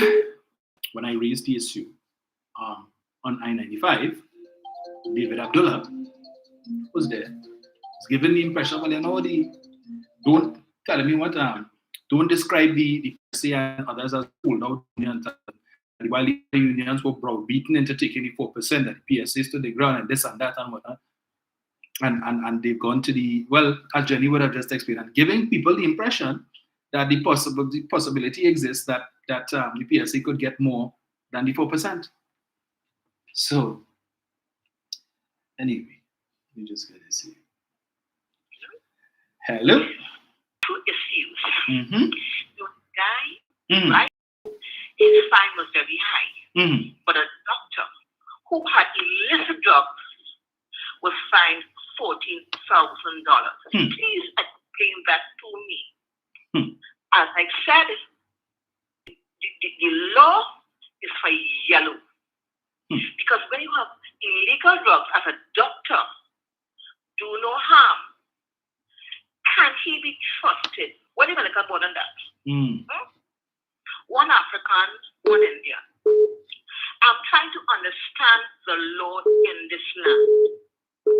Because what goes for Harry, goes for Winston. It's unjust, right? I'm hearing Cameron and talking about, bail, right? Cameron asked a question, are you psychic? You said, if you lose the election, they will put like water. Yes. Then you knew what he was saying, right? Because you can't say it will happen, right? Unless you had water in the pipe. Yes. I can't cook with no gas. If I have no gas, I can't cook. I have no rice, I can't cook. I have no fridge, I cannot store cool things, right? Yes. So, Cameron, what do you do? That's been investigated, right? Because it's PNM fault, right? Crime committed. The Indian man who killed his wife, Ishagona, what is he? The one who killed his wife with the licensed firearm, what is he? The double standard in this land makes me sick. And people, if you vote UNC, you're like trouble. Because it is party before country. There's no perfect people, there's no perfect party. But between A and F thing, does she like you? Is she Trinidadian or is she Indian? Am I nation or my party? UNC is about party. Right? The doctor and the teacher, right? He says he's sick. And it's fraud. Because you cannot be on sick leave being paid by taxpayers' money and not going to work and campaigning. Fraud is a crime for everybody else but the UNC. He should be in jail for fraud. Doctor should be in jail too. Book his license. Because if you cannot preach righteousness, yes, when you can make Satan look like a saint, people just don't listen, but think about what you hear. Put up your foot like me and listen and research. Both had a party, listen to what they say. Kamla wants to be empowered to make herself rich. Her sister, she was a will stamp. What was her sister's portfolio? Bring proof that she worked on the PP government. What post she had to fly up and down. If she had none, we pay the money, Kamla. Right? You work 2 days a week, which was fraud. So you owed government money because you work 2 days a week instead of 7. That is fraud. But then I get you and here. For them, fraud is a rite of passage, not a crime. Come have a good weekend, my darling. Thank you. You too. Hello, good afternoon. Hello. Sir. Yes, good afternoon. Good afternoon, Mr. Romain. Good afternoon to all the Sunday debunkers live on the program. As usual, I must say, Dominic, good program as usual. And I have to agree with Sister Jenny 110% because Sister Jenny always brings the pertinent information to the people. Now, Dominic, I of the opinion, right, that it have some people who are claiming that they know financial and economics more than the Minister of Finance. Right? Yes, Minister Abel might be an engineer by profession, but he knows finance because Dr. Lee would have never put him there for the last 8 consecutive budgets if he didn't know what he was doing.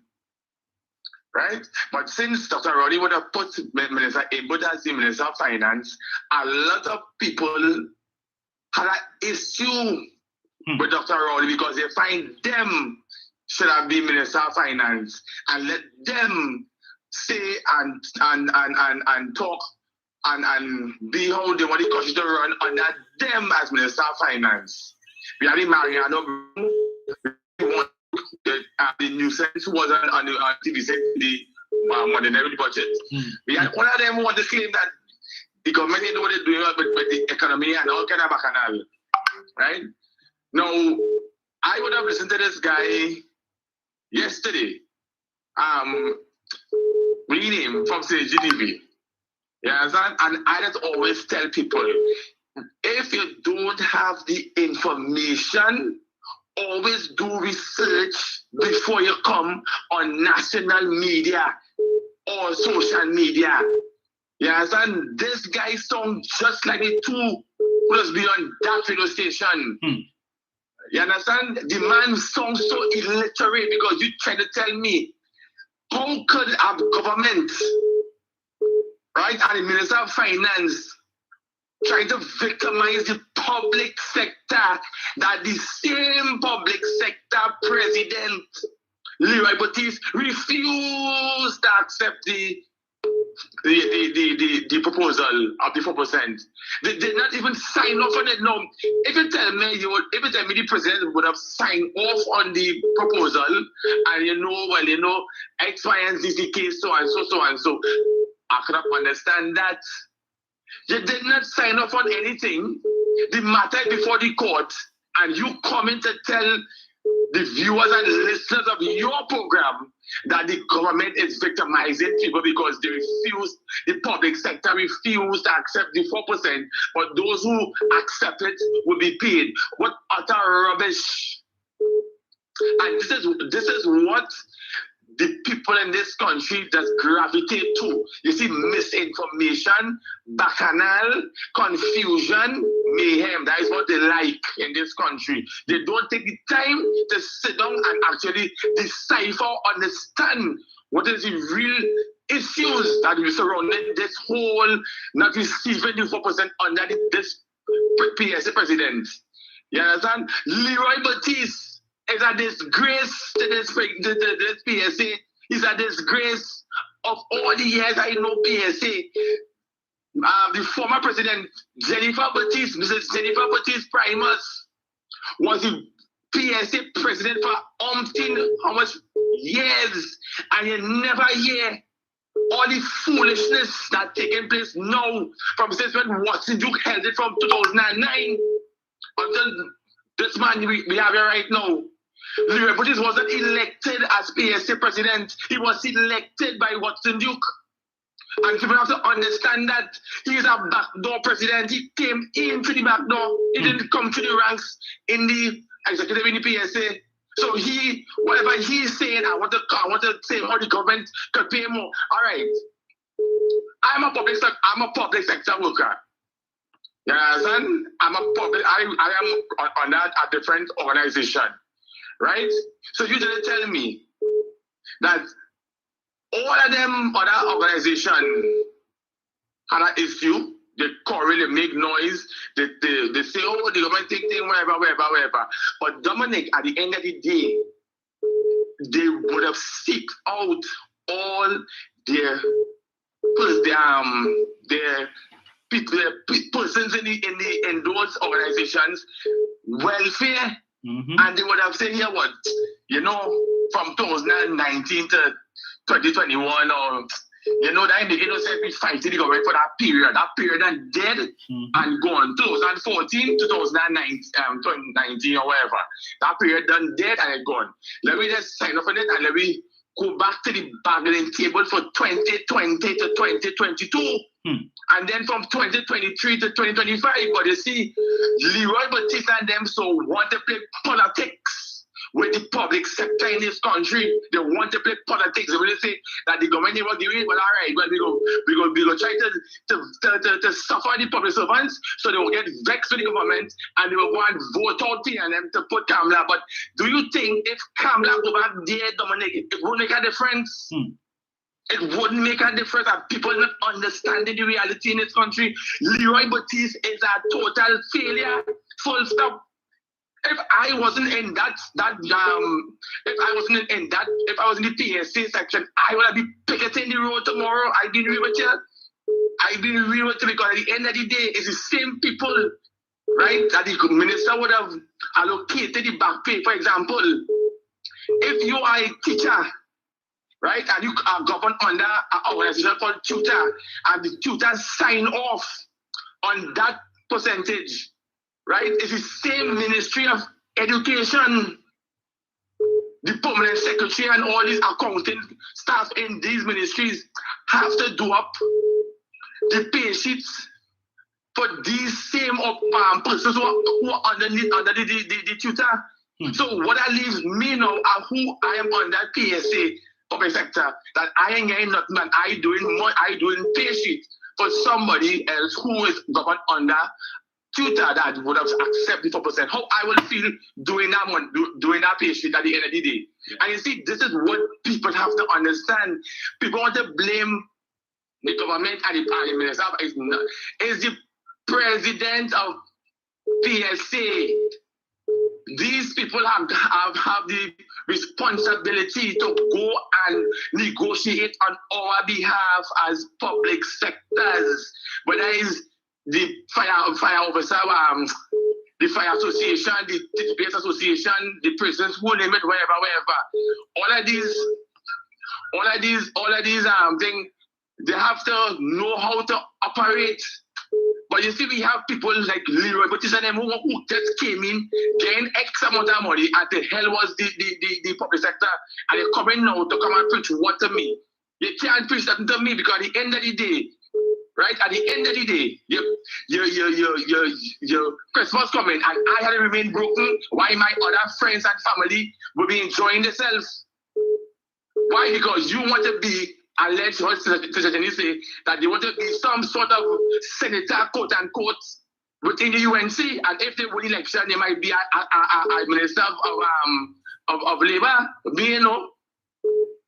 But Dominic, in closing, and viewers, I am calling and I am saying to all public sector workers in this country who are governed under the PSA.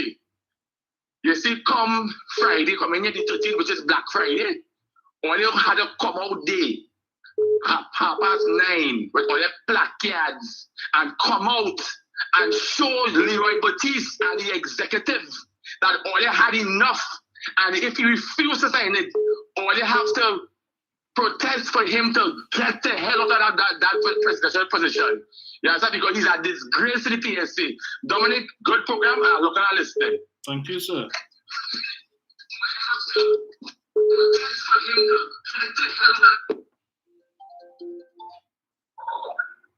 Hello, good afternoon. Hey, Dominic. Good afternoon. Greetings. Hey, Dominic, well, based on what you were saying there with the talk show hosts and what he is saying, I realized that he knows exactly that what he's saying is rubbish, but apparently he's doing a little PRO for Leroy Baptiste, because they also said that Leroy Baptiste coming on this program. I mean, he can be serious by talking that kind of rubbish. Leroy Baptiste is the selected, not elected, he's the selected president for the representing the PSC. Now you're talking about something like bargaining, and you come up for the bargaining table and carry the matter to court. But here, this so-called talk show host saying to the public, and they will have PSA workers listening to, and in other words, you're lying to the people and that the government could just come and give them the 5% too. Bonus. Let's give them it just so. By law, the government cannot do that. You understand what I'm saying? Yes. By law, the government cannot do that. You're talking about bargaining, and the president said he does not want it. He don't want that. So he's looking for more, as he says, and I don't know how he get any more because it is proven that the government can't pay what they're expecting for within those certain time. But you can accept it and start something fresh. He don't want to do it. But Leroy Baptiste is playing a very dangerous game, and it backfiring in his face. You better be careful about playing with workers, because when workers and them come out and start a march and start and in a sort of a like in groups and come down at PSA headquarters, you go hide in. Don't play politics for the workers, but you see when workers get fed up, Them don't care. And you see, the thing is that he may be able to get away with it, but because you have people like Jenny and the other segment of the PSA bringing the issues to the people and giving you layman understanding on how the law works, he can't fool people with that rubbish. You know? Mm-hmm. Coming to the tape, coming and telling us all kind of nonsense about the finance minister is disrespecting him. That negotiation has nothing to do with you. It's about the workers. You're bargaining for the workers. You are acting on the behalf of the workers. The workers and them is paying your salary and all your perks to represent them. You can't push yourself in front because you don't like him, but if you don't like him, but that's your business. Mm-hmm. When you and him put together, all you trash out that. Like you can all in your private capacity, trash out that with him, but sit on the table and deal with the workers as you, and come back to the workers and tell them what it is, and that is what he's not doing. He's not doing that. Because as far as I keep hearing this man, he keep proper meetings with the workers and these things and give proper accountability on these other things. But as I said, long rope from MAGA goat, and monkey does always know what tree to climb. You see that road going on there, and you see other unions and workers getting the money, and PSA workers can't get the money. PSA workers trip off on he in real trouble. I'm telling you. I remember too, before I go, under the Kamala Prasad administration, and we had some union leaders and them, I think it's up in Mocha. But I will say no more. I will say no more. He playing a dangerous game and he's losing it because he's dumb. He doesn't understand it. He doesn't understand the labor and he doesn't understand politics. He's greedy, he's dog on the bone. In a bigger picture as it making sense if he wants to be a politician, because a lot of them became politicians. But he has changed the constitution in the PSA to stay on when he was supposed to keep Georgie Bundle and ride out and collect his gratuity and those things, because he passed the age to be sitting on the head of the PSA. Thank you very much. Thank you, sir. Yes, I recall when they went to protest outside Mr. Embert's home in Hillsborough. Hello. Governor? Yes, Jen. I just wanted to add this quickly. This is a very vital point. Mm-hmm. The Robertist has no members. So when he keeps talking about he's fighting for his members, he has no members because no public officer voted for him in any elections. That is one. Two, he is a retiree. He works nowhere. He has no bargaining unit, so he cannot represent no workers. Now, however, he's not representing workers as executive of the PSA. You have to come from the public service where you're actively working so that you can represent workers, because you are employee of the people who put you there and voted for you. Nobody in the public service who are PSA members voted for Leroy Batiste in a national election. He has no members and he is a retiree. He legally changed the constitution, stating that the Honorable Francis Prasad gave him the authority to change the constitution that he could say after 60. No such thing was done. We have the reports here from the court. So he's an imposter, he's a fraud, and he represents Leroy Batiste and probably Wassa, I don't know. But I see businessman. He would have formed a union in Wassa rather than PSA and taken PSA members who are Wassa workers' money in his union, and John Batiste Primus had was to take him to court, and the court would have ruled against him, and he couldn't do that. So he could go after his union that he formed in Wassa and could fight for Wassa workers. That's his rights. But as it is, he does not have no members because he's not a legitimate president of PSA. Nobody voted for him. Thanks, Douglas. Thanks, Jim.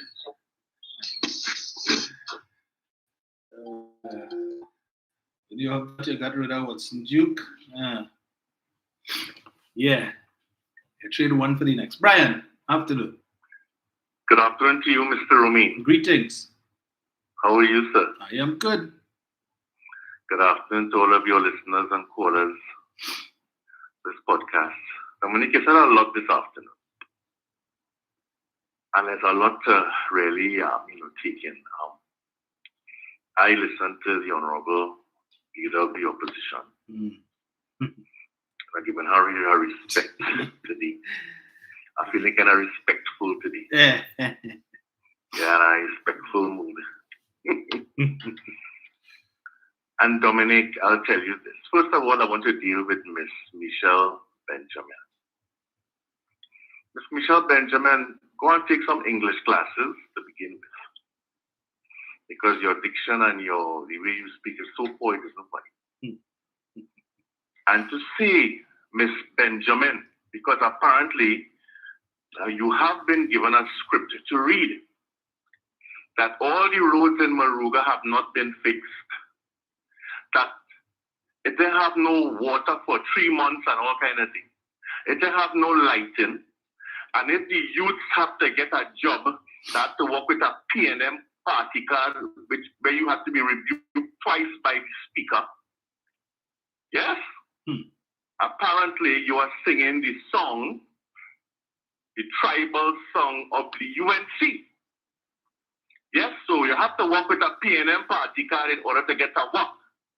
So when the caravan was coming around, the youth caravan where Pastor Cummins was coming around, apparently it's only youths with P&M party card were being afforded those opportunities. Yes? So as far as Michelle Benjamin is concerned, nothing for the youths in Maruga Tableland. Only she working and nobody else working. Nobody working. It don't have no water. It don't have no lights. And no roads have been fixed, according to her.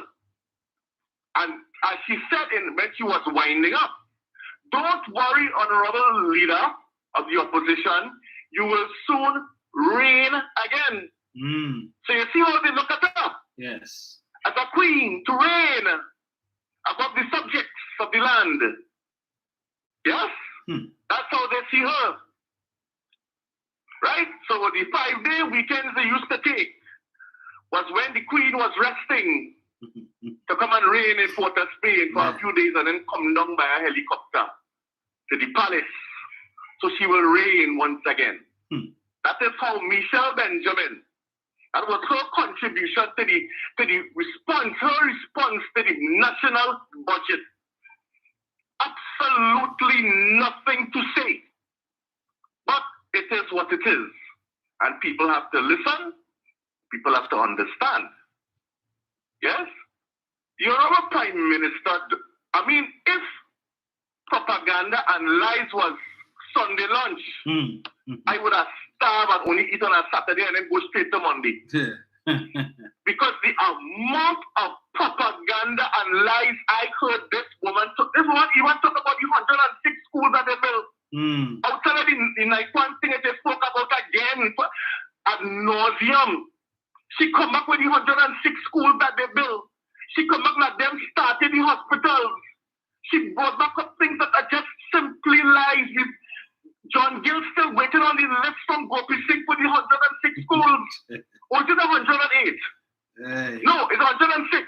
No man, it's 108. Anyway, we'll get the final figure eventually, maybe in the year 2099. Yes. You understand? But the lies continue. And for this woman to come and talk about the Peterkin children and her heart, and did she go and visit Anissa Rampata, the mother of the children? Yes. She made any contribution? She went to the funeral? Huh? What is her contribution to the little boy that drunk in the pool down in Penal in her constituency? Yes. Did she have money? She ordered to say, why didn't you all have lifeguards instead of pool attendants? That you're all trying to skirt your responsibility? Yes, I agree the parents have a responsibility too, but so do you. What was her care for that child? Does she remember the child's name from Labre? No. You know why? Because them don't look like them. So you could talk about your heart bleeds and you're so concerned. But nobody won't come and say, thank you, Commissioner of Police, how swiftly you have called the people who had AK-47s and so on, and cell phones waiting on calls, playing cards. Other firearms sitting on there, waiting to do other jobs. And you also caught those who killed the young lady in Rio Claro, as well as her uncle, and shot her father. You won't congratulate the commissioner of police for that. Swift. As far as I'm concerned, one of the swiftest apprehensions that I've heard in quite a while was such a Raja case that made a lot of headway. You won't congratulate them for that, but you're talking about guns. And you know, she mentioned to Dominic, I had to go back and listen, because I'm almost certain she talked about holding people caught with firearms behind bars while the investigation goes on. I could not believe I heard that. I have to go back and listen again. I'm almost certain I heard her say that for the 120 days. Kamla Prasad Bissessa has absolutely nothing to offer this country. And by calling the names of all those union members and all those people who gave her contributions, that is nothing new. The Honorable Minister of Finance would have gotten contributions from other people too. He must call their names too. But you know why she did that? By votes. So that the name is there on Hansard. So I go call the name. I go call this one name and I go, but that ain't getting them nowhere. By she calling their name, she knows. That is, there's no means to that end except for her and her getting patriotic energies who have filed for bankruptcy.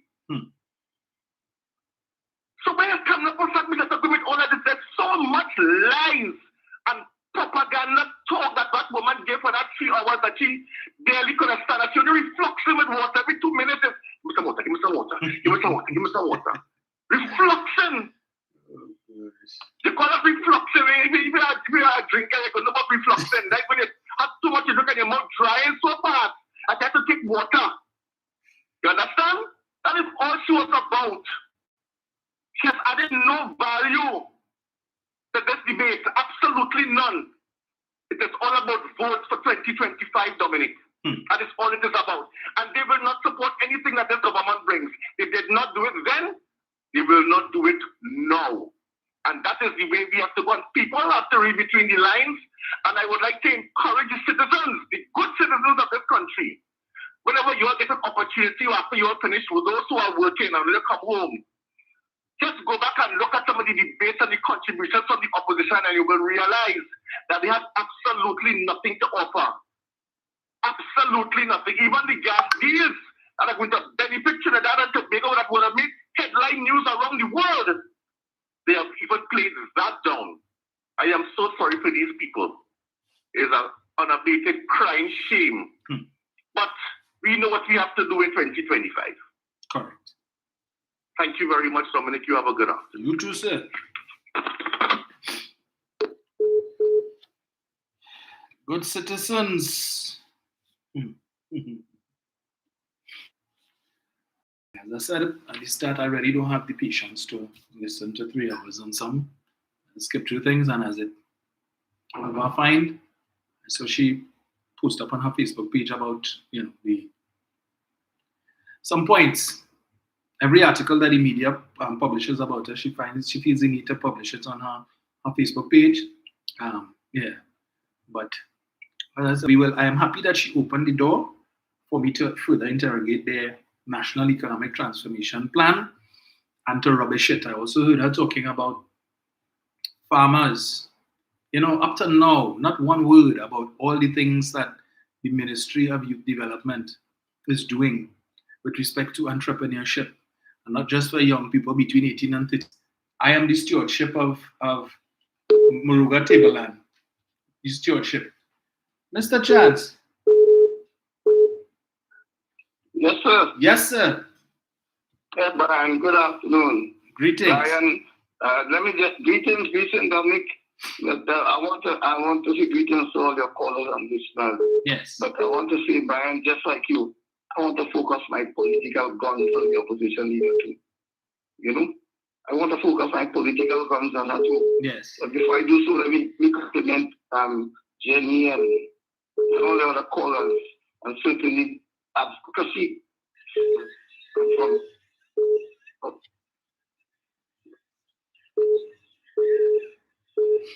Hello? broke up a little bit there. Yeah. I said I can see the logic and the sense in the arguments they are putting forward. Are you hearing me better now, Dominic? Loud and clear.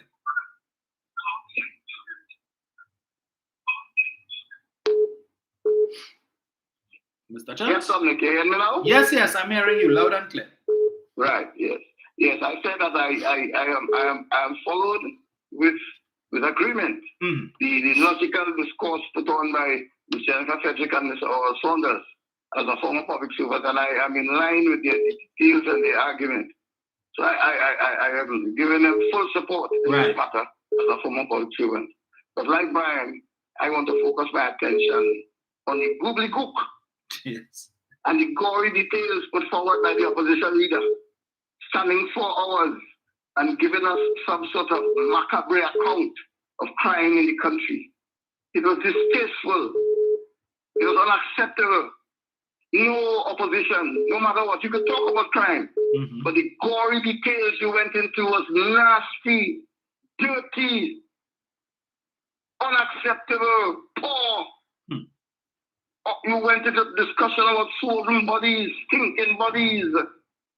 What about the parents and the families that you relive in those matters in such a gory detail to talk about crime? And what's the reason for it, madam? The reason is political office. Nothing to do with care about anybody else. It is just political office. You're intended for that. You want to use that for political gain.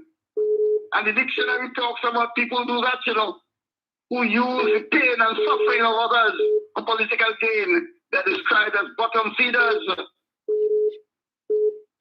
The dictionary describes people who use the pain and suffering of others for political benefit. And we have seen it before. You did the same thing with Andre Barrett. All over the country, pain and suffering. You carried it up all for political office, madam. When we had the first death with respect to COVID, you did the same thing.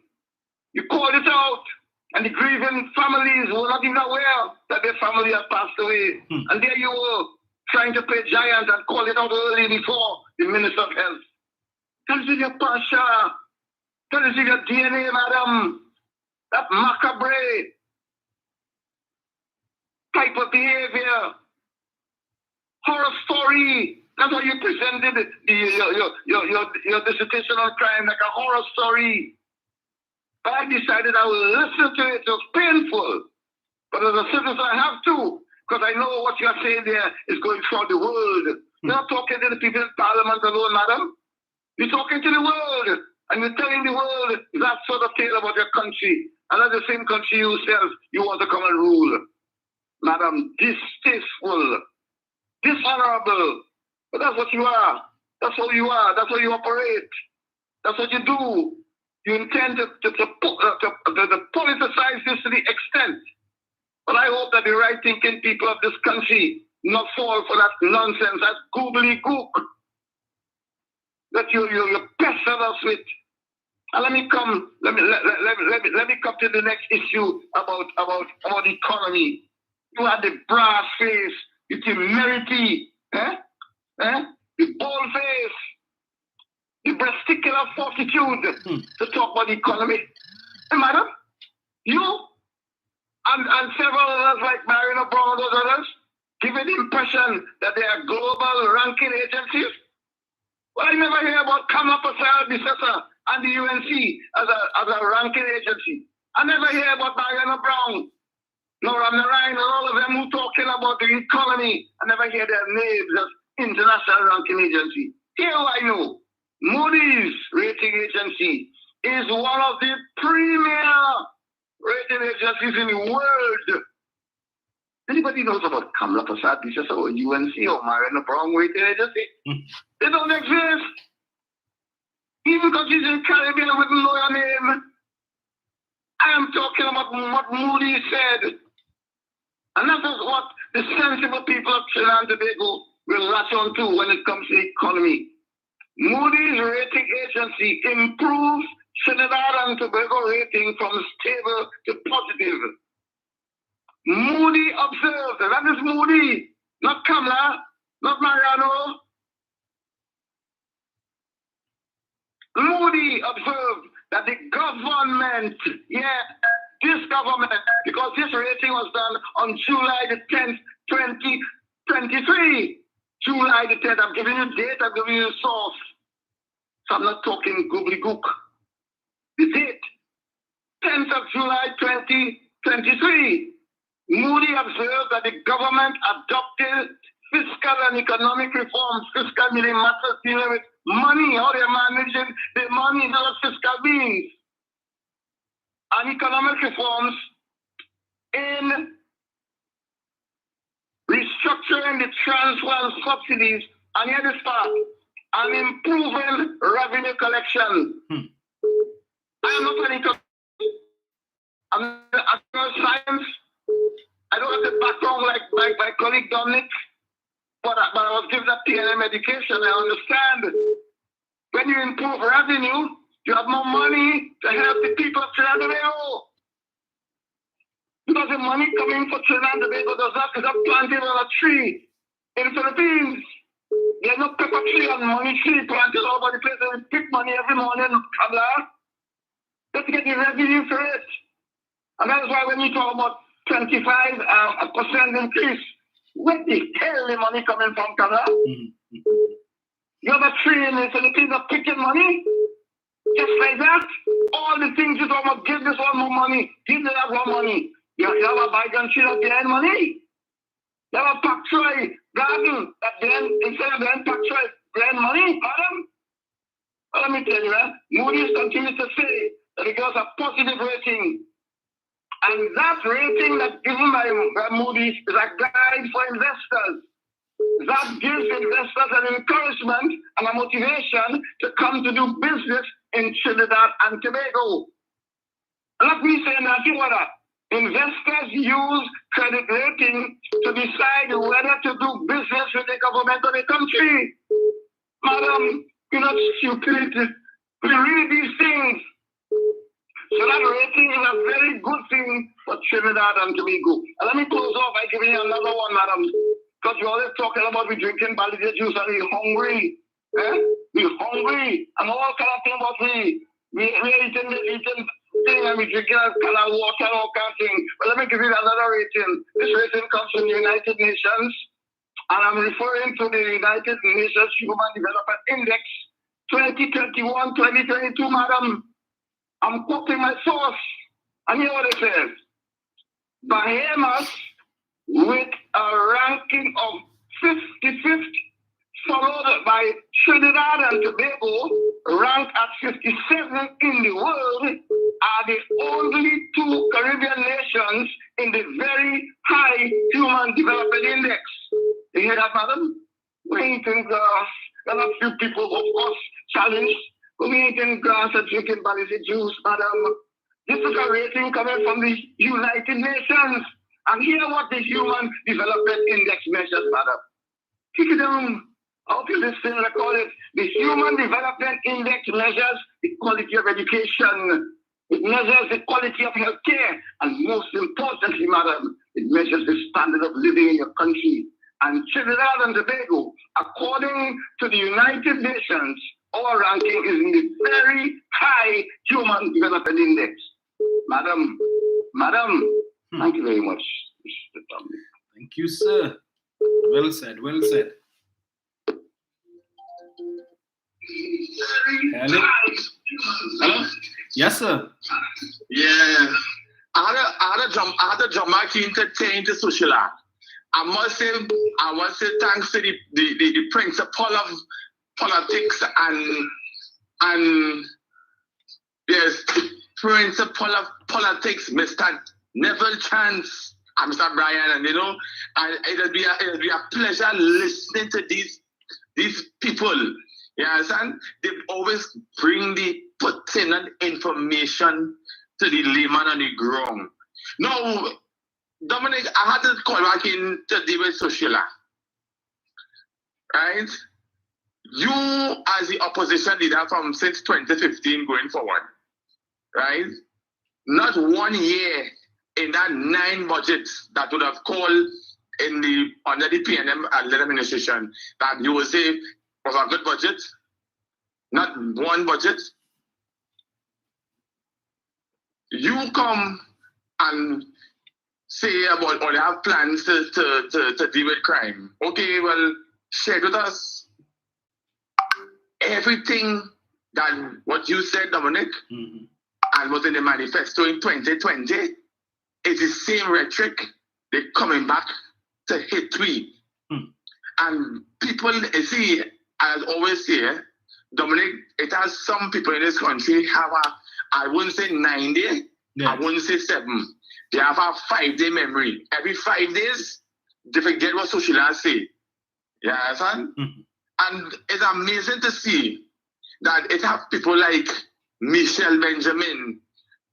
I feel Michelle Benjamin, Heavy, Wallstein, the next one, who a bit heavy, Kingsley, all of them graduated from Standard 6 because the amount of gubar that this woman spewed Friday, the woman gave the assumption that everybody in this country dotish. Like she forgets that you said load up the matic, empty the clip on them, right? You said that on a platform not once, not twice, but repeatedly. So what do you expect at this present time? What do you expect at this present time? They say your words have power. Whatever comes out your mouth, it has come to pass. And every single thing that woman opens her mouth and talk, it has come to pass in this country. You understand? I want to flash people's memory back to 2010 when she said what? If we fail, blood go flow on the streets. Right? That was since 2010. We're in 2023. Right? And we just wonder why every time that when the People's National Movement in government, the crime statistics continues to grow. You understand? So somebody in my intellectual mind needs to tell me why is that? So is it a possibility that the UNC-led opposition is allegedly rubbing shoulders with the criminal underworld in this country to make the government at present look as if they're incapable of solving crime or dealing with the criminal elements in society? And next question I have to ask Dominic. Who is the so-called person, businessman, quote unquote, and a so-called leader of a party, quote unquote, allegedly importing firearms in this country? And when the commissioner got information about it, and that's why all these people who got arrested here, I think it was either yesterday or Friday, 8 persons for question of interest. Right? I wonder if, because of this whole scenario, that they would have stopped the importation. Because let me tell you something, Dominic, you see the port of entry, you see San Fernando, you see Cedros, you see down on the Bitam, you see Carenage, Mearo, Moruga, Toko, Manzanilla. All them points I call out the fear is all the entries are point at all them illegal activities that's coming in this country. I don't feel that Sociala and the other one know. Everybody knows what goes on, but at the end of the day, we are going to play smart with foolishness in the country. Because you can't tell me we have a poor man, a poor African individual getting money to buy a firearm. Let me be real. Let me talk the thing. You understand? We don't talk about crime. You have no plan whatsoever to deal with crime. But you want to come and blame this one, blame that one, blame the other. Before you put aside the differences to come and deal with the criminal situation in the country. Because innocent people getting past in it. Yeah, it's like innocent people getting past in it. Right? Look down south. And and the opposition didn't know that very well in her constituency. her constituency, a lot of importation of Venice coming in from that point of Trinidad. Not to say she know that, don't think she know. But then again, you have a minister, a MP in your opposition sit down there still, allegedly involved in not allegedly, involved in it because it out there now. You understand? But they come and just tell me about crime. What crime talks you want me to have with you, knowing that you involved in any criminal activities? That ain't making sense. I never speak with Dr. Rowley, as the Prime Minister, I know you have to do what you have to do. Minister Hines, as the Minister of National Security, you don't know what you have to do.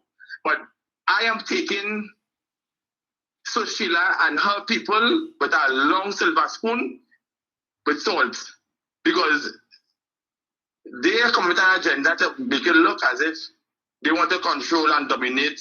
If a meeting ought to take place, and then when talks break down, they will come and say, you see, we give the government X, Y, and Z to deal with crime, and they don't want it. That is why, and that is what they want. So people, good program, Dominic, and be safe, brother. Thank you, sir. Right. Folks, thank you all for joining me today. So we went sure. Oh, that's all right. There was a lot to say. I didn't go deep into Madam's presentation. But anyway, not that there's much to go deep into. Yeah. So we will chat again, God's willing, on Tuesday morning. We'll see what transpires with respect to the debate. I think Munilao he's supposed to be contributing on Tuesday, as is the norm. And you know his usual tactic, he uses the budget debate, his contribution, to come with some bombshell. Always coming with a bombshell, and it ends up being nothing but a firecracker. So we will see if he will come with his nonsense again this year. What foolishness he coming to talk about.